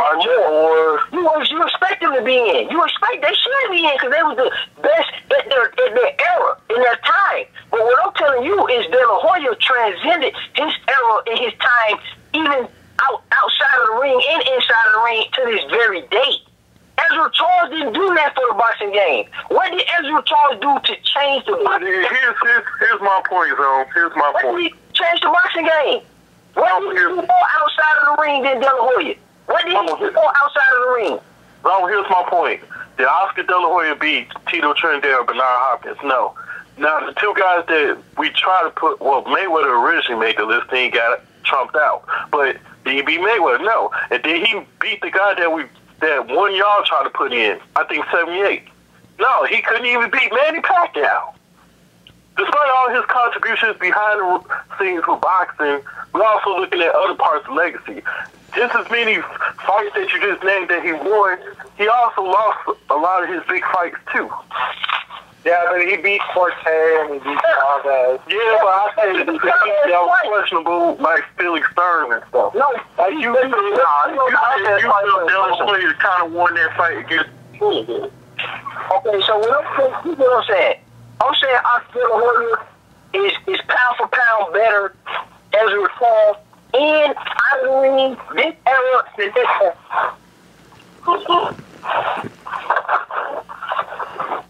Okay. Right, what y'all vote? Let's take that vote real quick. All right. I got Oscar, man.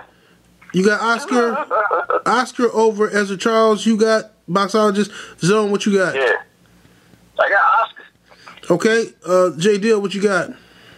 I got Ezra. Haplo, what you got? Man, I'm torn. But I'll take Charles. Okay. And I too will take Ezra Charles over Oscar.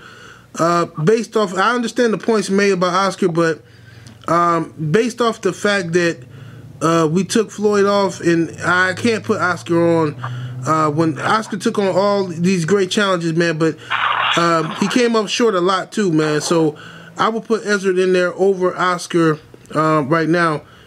Anybody else got anybody y'all want to take off the list? I want to take off Ray Leonard. Okay, who you want to replace him with? Pernell Sweet P. Whitaker. Pernell Whitaker. Okay, let's talk about it. Anybody else? Anybody agree? Anybody disagree? I agree with Sweet P. I presented my case with him a long time ago, so but let boxologists do what we do. I mean, well, first thing you gotta understand, man, dude was undisputed champion at lightweight. You know what I'm saying? He held the WBC, the WBA, and the IBF titles.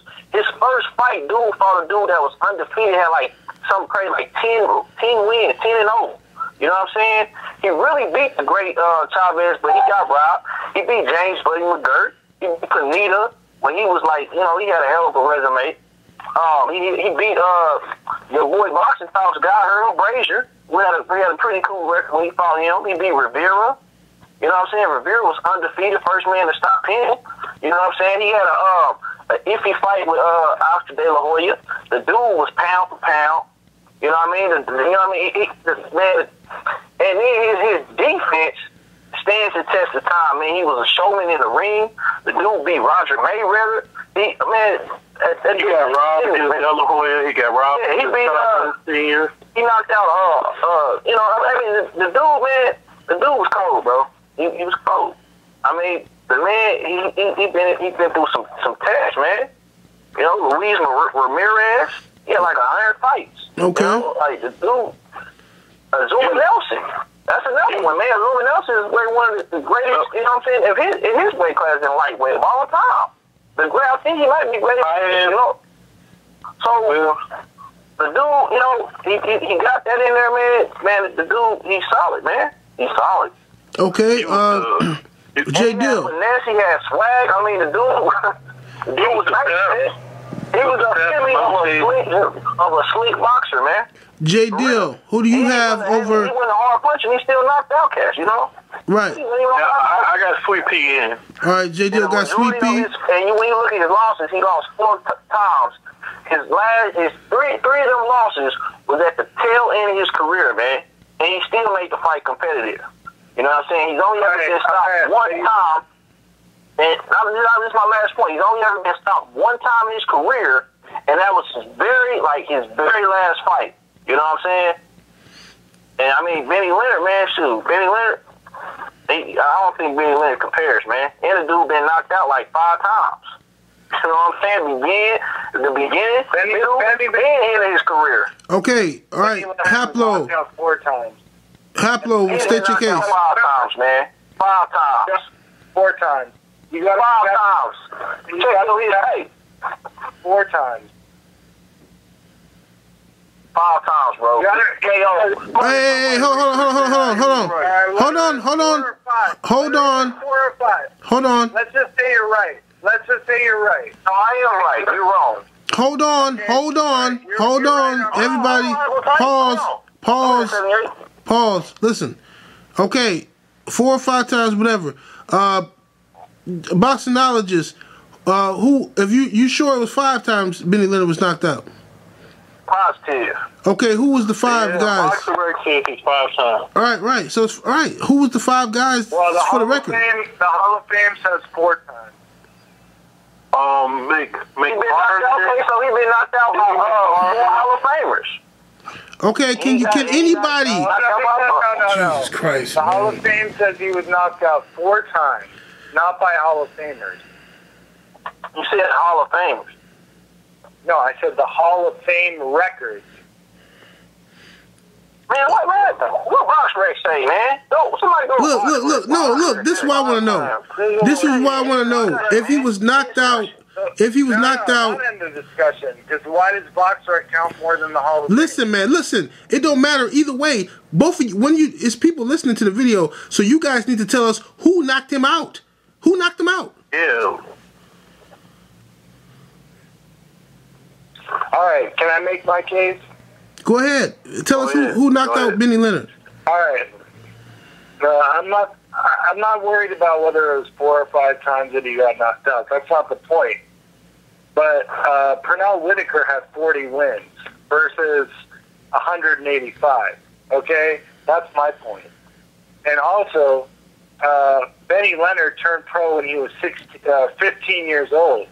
Okay? He lost his first fight by knockout. So that's one of your knockouts right there. As a 15-year-old turning pro, getting knocked out, no one would be surprised at that because no one turns pro at 15 now. I know certainly Pernell Whitaker did not turn pro at 15 years old. Okay? He was fought in a different era where guys fought a lot less fights. He also only fought 3 Hall of Famers. Okay? He lost to Oscar De La Hoya on paper. That was a question, or was it a draw? I'm not sure. Was that a loss or a draw? It was a loss on paper. It was a loss on paper, all right? Everyone thought he won, but he lost the fight, okay? That's one of the Hall of Famers that he fought, was a loss. Okay? He also got a draw with Chavez, right? A lot of people thought he won that fight too. And I'm not saying I don't like Pernell Whitaker, bro. I do like him. But you're going up against 9 Hall of Famers, okay, versus 3. 1 was a draw, 1 was a loss. Okay, Zuma Nelson was great. He made the Hall of Fame. But I don't put him on the level of any of the guys that Benny Leonard fought. Okay, but Benny Leonard also should have won a welterweight title, right? I know Pernell Whitaker did his thing at welterweight, but you cannot compare. Okay, you can't compare 46 fights to a guy who has 185 wins. Right? Knockouts. 71 knockouts. Okay, the knockouts sound wonderful when you look at it, but this is the thing about it, man. You have to take a closer look at these fighters, bro. If you look at Benny Leonard's, like the first beginning of the dude's career, shit, like the first, like, 40 out of those, well, I didn't even say 40, but the first, like, 20, 30 guys he fought, man, or the first 20 guys he fought, they didn't even have a record. It was their first time even fighting, bro. It was their first time fighting, and guess what? He got knocked out by one of them. He got knocked out by a guy that had an 0-0 record. Y'all know he got knocked out by the dude that he first fought, and that dude only had like a couple wins or a couple losses. You know what I'm saying? And he didn't have a record for real, and he got knocked out by a dude that had a 0 record on several occasions. Several occasions, man. This Benny Leonard, who you want to say is the pound-for-pound top 10 in the world, he has been stopped in beaten and stopped by dudes with records of nothing, and he's been stopped with dudes with straight losing records that never won a fight until they got in the ring with this man. And I don't want to hear that because he was 16. Pacquiao was 16. Pacquiao went 17-0 before he lost his first fight against guys that actually had records. You know what I'm saying? Benny Leonard lost to guys with 0 records. You want to talk about comparing his opponents to Sweet Pea's opponents? You're right, they don't compare. Because Sweet Pea never lost to a dude with a no record, nor a dude with a losing record. Ever. You know what I'm saying? He certainly fought guys with losing records. And so did Benny Leonard. Benny Leonard got beat by dudes with losing records. There was a lot more fighters in Benny Leonard's era. But bro, I'm telling you, Benny Leonard. Okay, explain to me why Benny Leonard got stopped. And compared to Benny Leonard, Whitaker was coddled. Okay, this dude fought the Olympics and shit. Benny Leonard lived in the ghetto, bro. He grew up. Who fault is that? That's nobody's fault. But I'm just saying. What's the point of saying He fought in the ghetto. He turned pro at 15 years old, man. Come on, man. How many guys did that? And also, you got to look at history, man. You got to look at history because there's so many people, boxing pundits and experts that have put Benny Leonard high on the pound-for-pound list, way over Pernell Whitaker, many, many, many, many times. Now, Pernell Whitaker fought plenty of guys with losing records, like Teddy Hatfield and frickin' Rafael Gandaria. Yeah, tell me who those are. Tell me who those guys are. You want to talk about Leonard's opponents? Tell me about those two guys. You tell me about them. Tell me about all the bums that Benny Leonard fought. I'll tell you about them. Because you're talking about the bums that Benny Leonard fought. I'm telling you, Pernell Whitaker, with only like half or less as many fights, also fought bums. Bro, how many bums did Benny Leonard lose to? Benny Leonard lost to so many damn bums, it's a shame, bro. I'll name him and you won't even know who he is. I just named 2 guys off Pernell Whitaker's list and you didn't know who they were. Okay. They bums. Of course I'm not gonna know the bums. They bums. I can't argue. I know them, but they're bums. Either. I'm not gonna know bums. Who's Bobby Gunn? Tell me who Bobby Gunn is, since you're so smart. Tell me who Bobby Gunn is. Benny Leonard was forced to come back because of the Great Depression. He made $1 million. He didn't have to come back and box because he lost all his money and he had to come back and he still... Tell me who Bobby Gunn is. Who's Bobby Gunn? Already retired for a few years, man. He came back... I don't know. I'm talking about when he wasn't retired. I'm talking about... What did Sweet Pea do? What did Sweet Pea do? Okay, what we're going to do now... Listen. Hey, look. Hello. Undisputed also. Hello. Benny Leonard was undisputed. Look. Benny Leonard got beat by a dude named Kid Ghetto. Look, man. Look. Hey. y'all gonna stop playing and y'all gonna set up a debate for the Lions Den because y'all trying to debate each other anyway. Let's do it for the Lions Den, man. Let's take a vote real quick because we gotta get through the video. Let's take a vote on who, Benny Leonard versus Sweet Pea. J. Deal, what do you say? I got Sweet Pea. Okay, Zone 6, what do you say? I pass it now. Go ahead. Okay, Boxologist, you got Sweet Pea. Haplo, you got Leonard. Let me see. Benny Leonard versus Sweet Pea. I'm going to take Sweet Pea, guys. I'm going to take Sweet Pea. I forgot all about Pernell Whitaker on this list. I will take him over Benny Leonard, in my personal opinion. That's what, 2-2? Zone, you tiebreaker. I got it, man.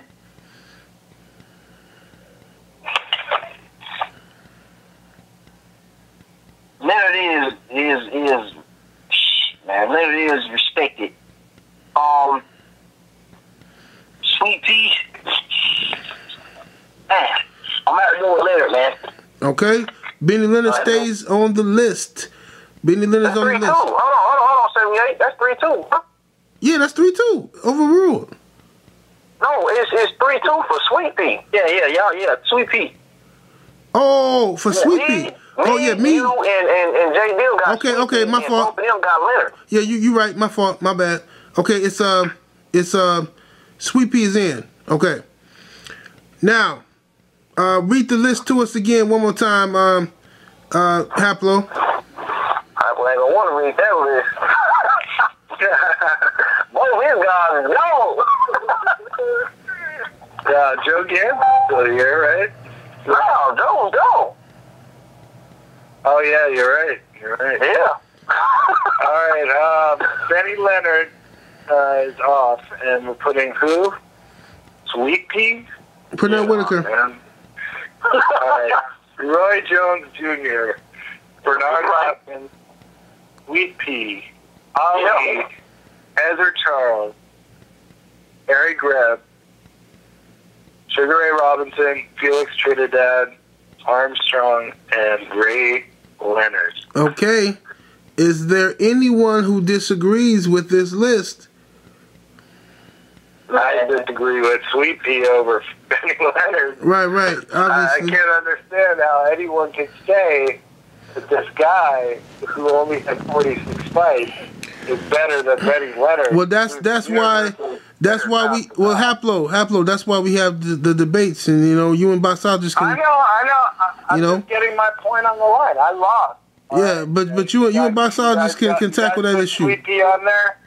That's cool. But I wanted to say my final say. Yeah, no doubt. Okay, now let's try to real quickly put these guys in order if we can. I just want to say this, we ain't got to do it, but I want to take Rory off and put Kawasaki on there. Shit. Nobody. Kawasaki beat him. Kawasaki did beat him, but hey, Buster Douglas beat Mike Tyson, and he won't never make my list on nothing. I think Kawasaki, because yeah. But go ahead, man. All right, anybody agree with that? Taking Roy off for Kawasaki? Hell no. Okay. All right. All right, so let's see if we can go in order here.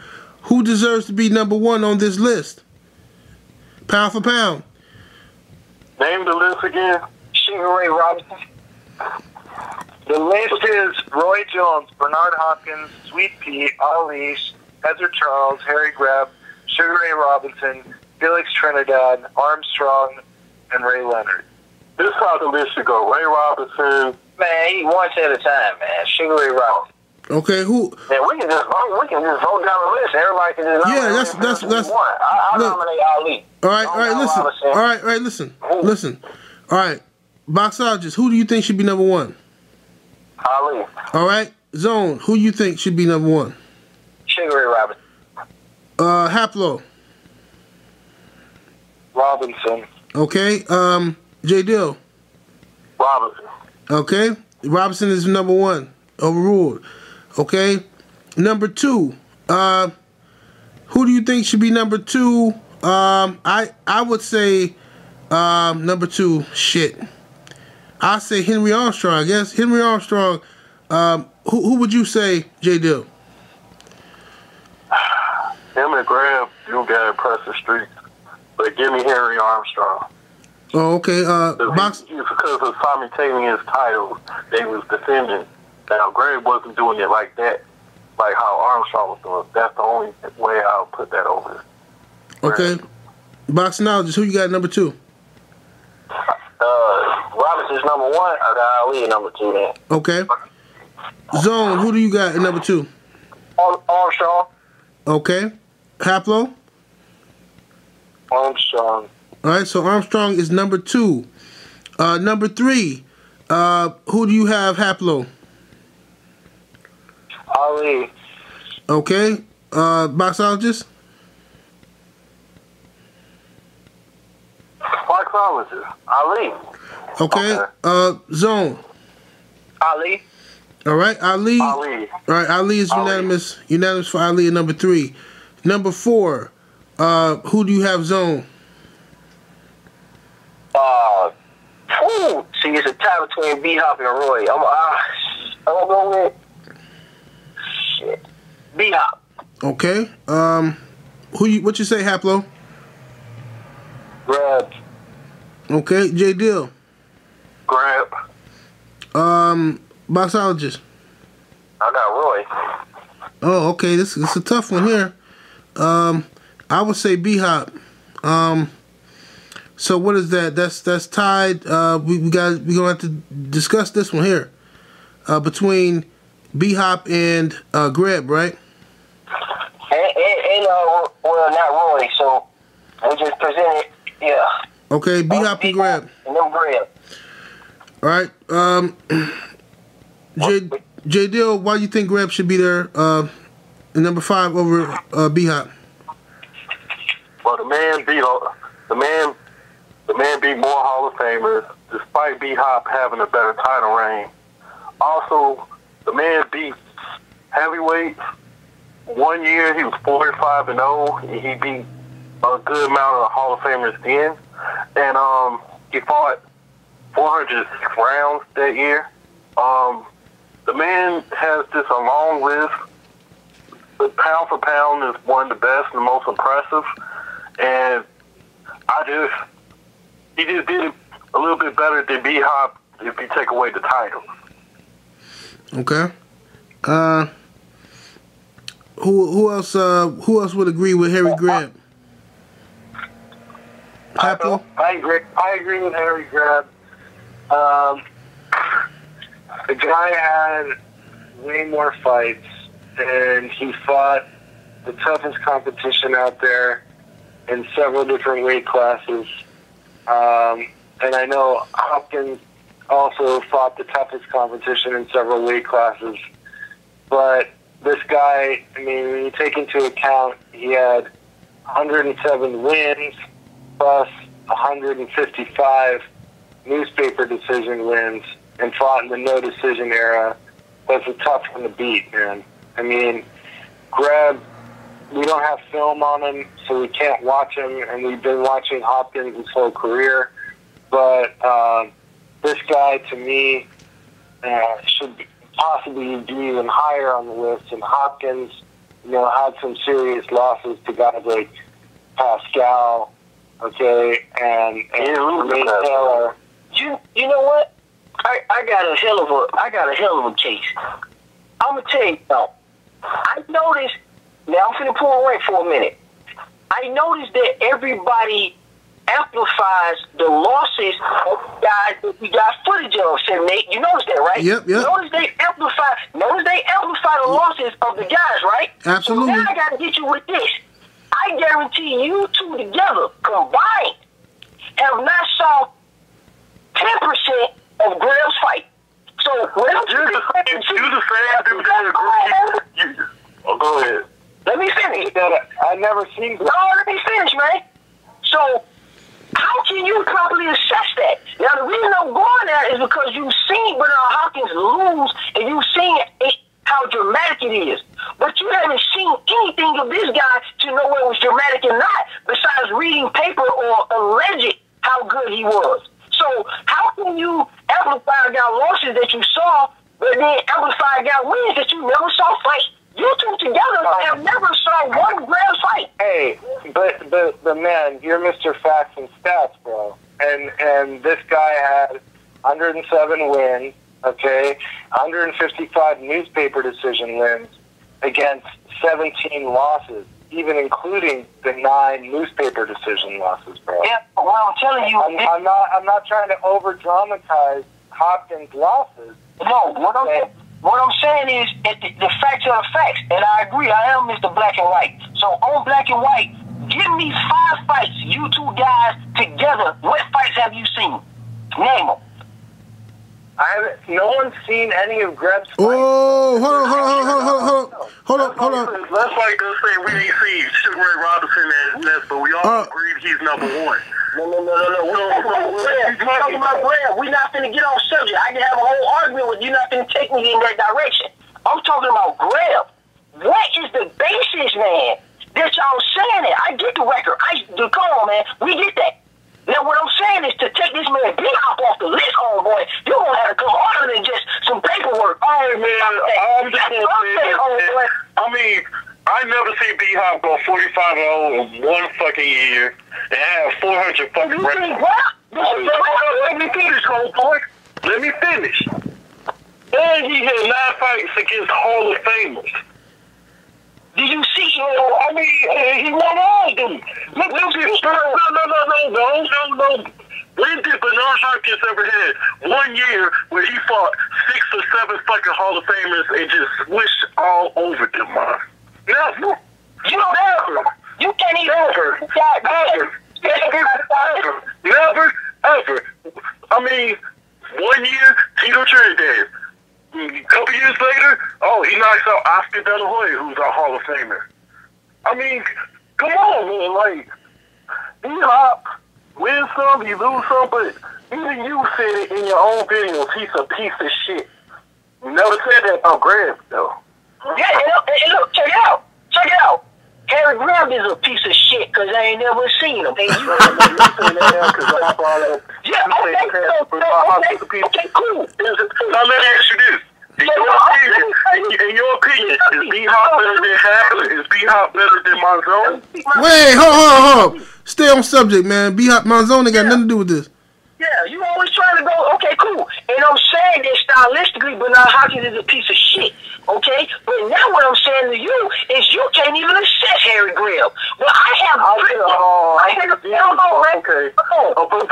stylistically and all that. I have the privilege and the honor to stylistically break down Bernard Hopkins and form an opinion.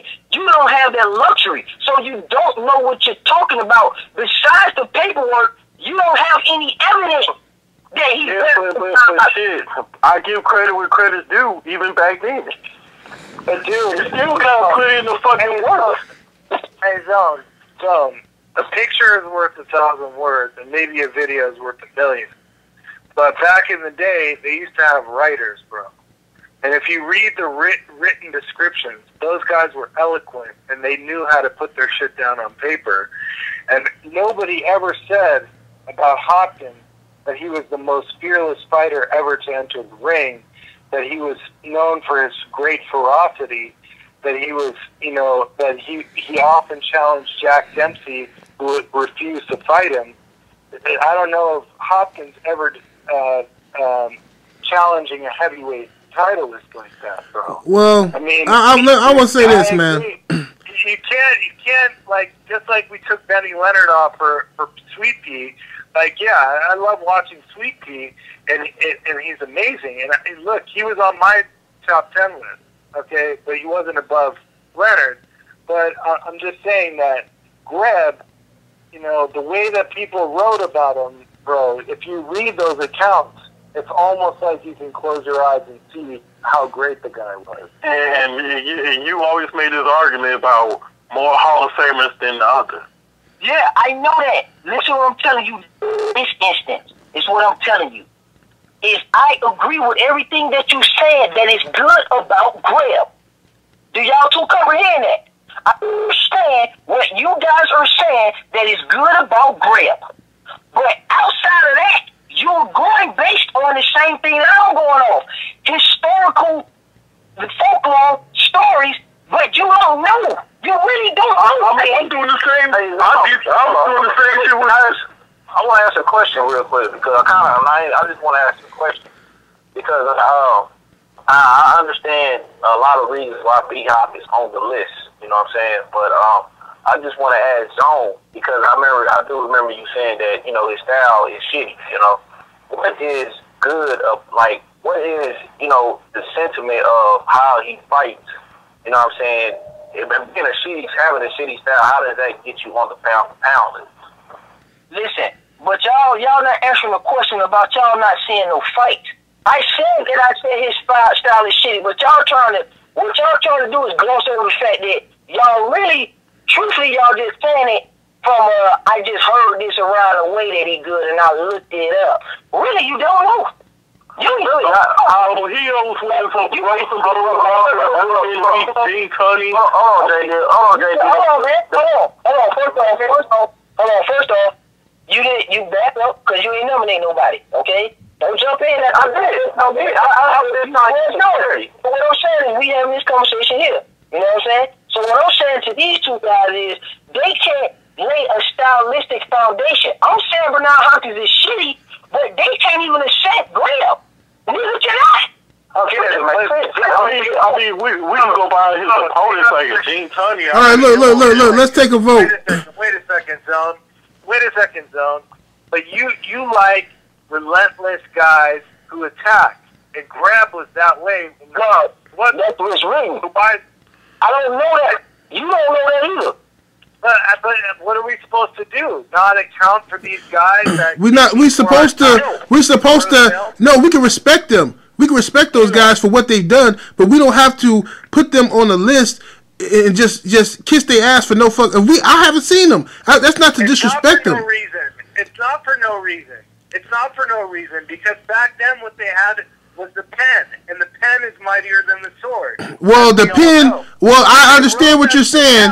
I understand what you're saying, Haplo. I understand what you're saying.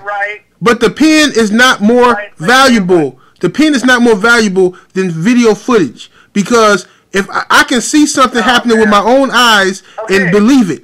If somebody else tells me something. Let's take it as a matter. I can't hear, man. Y'all two been yakking on and on about black. I'm trying to hear somebody else. Look, no, what I'm saying is this.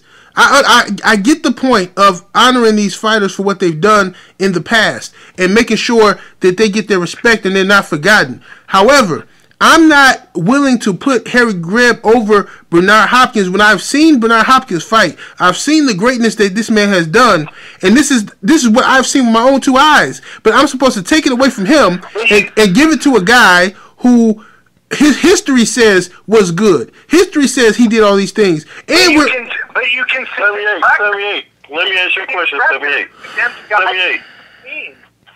Let me ask you a question. Have you ever seen any type of footage of Gene Tunney? Documentaries. But have you seen one footage of one fight with him, or at least one fight? Probably on YouTube, maybe in the documentary. But you don't remember. But you could say you probably saw Gene Tunney on there, right? Well, what's your point? I don't get it. I ain't nominate Gene Tunney. My point is, at least some of Greb's opponents you can still find on the. Okay, but listen, but J Dill, what I'm saying is this, J Dill. Okay, this is what I'm saying. Okay, I'm not going to see this. Is that computer love shit. See, I'm not gonna turn down good pussy that's in my face to fall in love with some bitch online that I never met because she has a good persona. I don't give a fuck. Listen. 78. What I'm saying is this. That was a good analogy, 78. That was a good analogy. This girl online has 200 and something reviews that say she's the bomb. I don't give a shit. I don't care. I don't care what they say because online things can be. Listen, whoever writes history controls history. That's a fact. So you just got done talking about how racist everything was back then. So I'm not finna just believe that Gene Tunney was the greatest. This guy who was so relentless and all this stuff. This is what they do. People can write down a fight. No one said he was no one said he was the greatest, but Greb He responded to our black fighters. Greb fought all the black fighters that were available to him. Okay, all right. So let's take a vote. One of the guys. Let's take a vote on it then. Let's take a vote again and see where we at, man, and see if we're stand. Who do we got so far on the list? We got Robinson 1, Henry Armstrong 2, I 3, and we at 4. Okay, so now,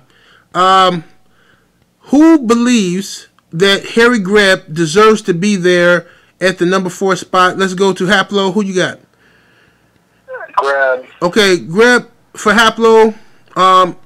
Boxingologist, who you got? Man, I'm still thinking about it, man. I'm going to pass right now. Well, you the tiebreaker. Yeah. All right, Zone. Man, you know I got B-Hop, man. B-Hop for Zone. J Dill, who you got? Greb. All right, I got B-Hop. That's 2-2, tiebreaker time. What you got? Boxologist. Man, I'm gonna tell you, man. I'm gonna say Greg, and I'm gonna tell you why. When I was listening to y'all talk, Zone had said something that I actually agree with him about. And he said that B-Hop has a shitty style, and I agree with that. So when I'm judging B-Hop, I'm not, now I see all B-Hop's fights, right? I see how he fights, I see what he does. So when I'm looking at this instance, I've never seen Greg fight. I can only read it, you know what I'm saying? But when I'm judging B-Hop, I'm judging B-Hop off of what he achieved in boxing, not so much of how he looked in the ring. So when I'm looking at both of these guys, and I'm asking myself who achieved more on paperwork and stuff like that, I would have to give it to Greg. I think Greg has done more because I can't assess B-Hop on his style because I think his style is shitty, or what he did in the ring because it's shitty. And if you write down B-Hop's style and you write down Greg's style, it's going to sound like Greg is a better fighter. That's why I'm going to go with Greg on this, man. Okay, so Greb is at number 4. Number 5 nomination, my nomination is Bernard Hopkins. Let's get this out the way, man. B-Hop, I'm going with B-Hop. I got Roy. Okay, who you got, J Dill? Roy. All right, who you got, Haplo? Number 5 spot. They prom? Yeah. I'll take Jones. Okay, so is that's 3 people for Roy? 3-2. Okay, so Roy is in there at the number 5. I mean, at the number 5 spot. All right, number 6, Zone. Who you got? B-Hop. Okay, who you got, J Dill? Who's all left? Say what? We're putting them on. Ezra Charles. Who you got, Haplo? I put Leonard. All right, who you got, Boxologist? I got Sweet Pea.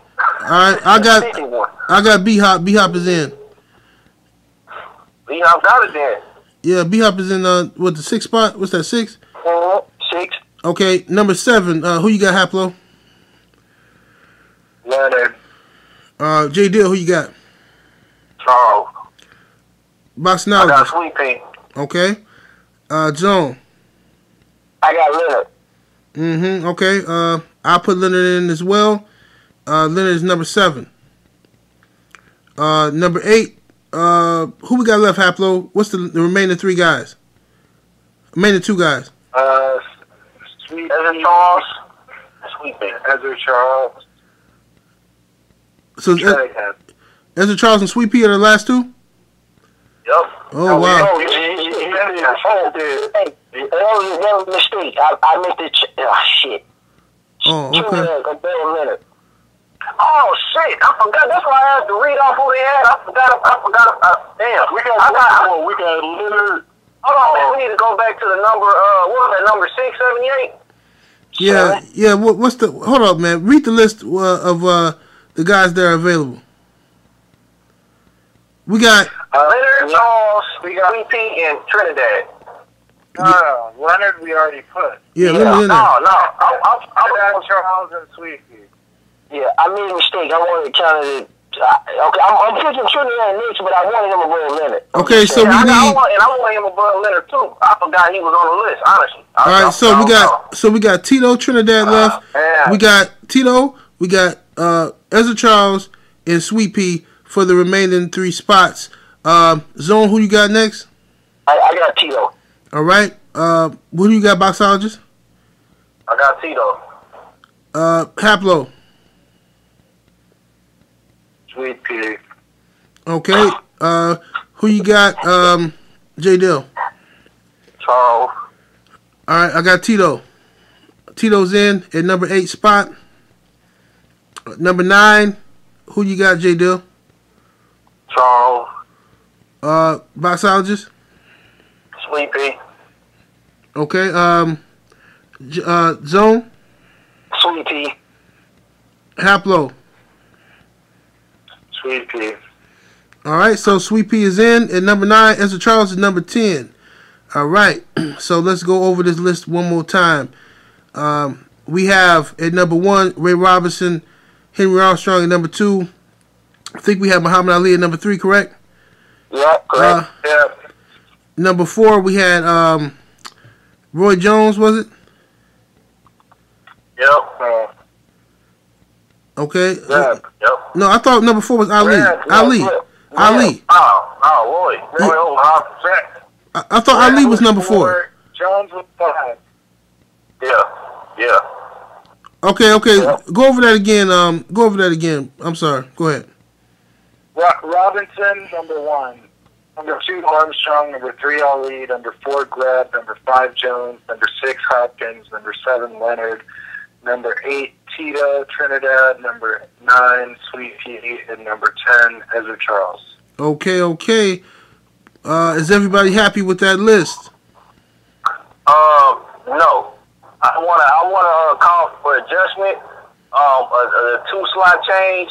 They got Leonard ahead of Trinidad. I will actually want to do a revote with that number 5 or is it number 6 and number 7.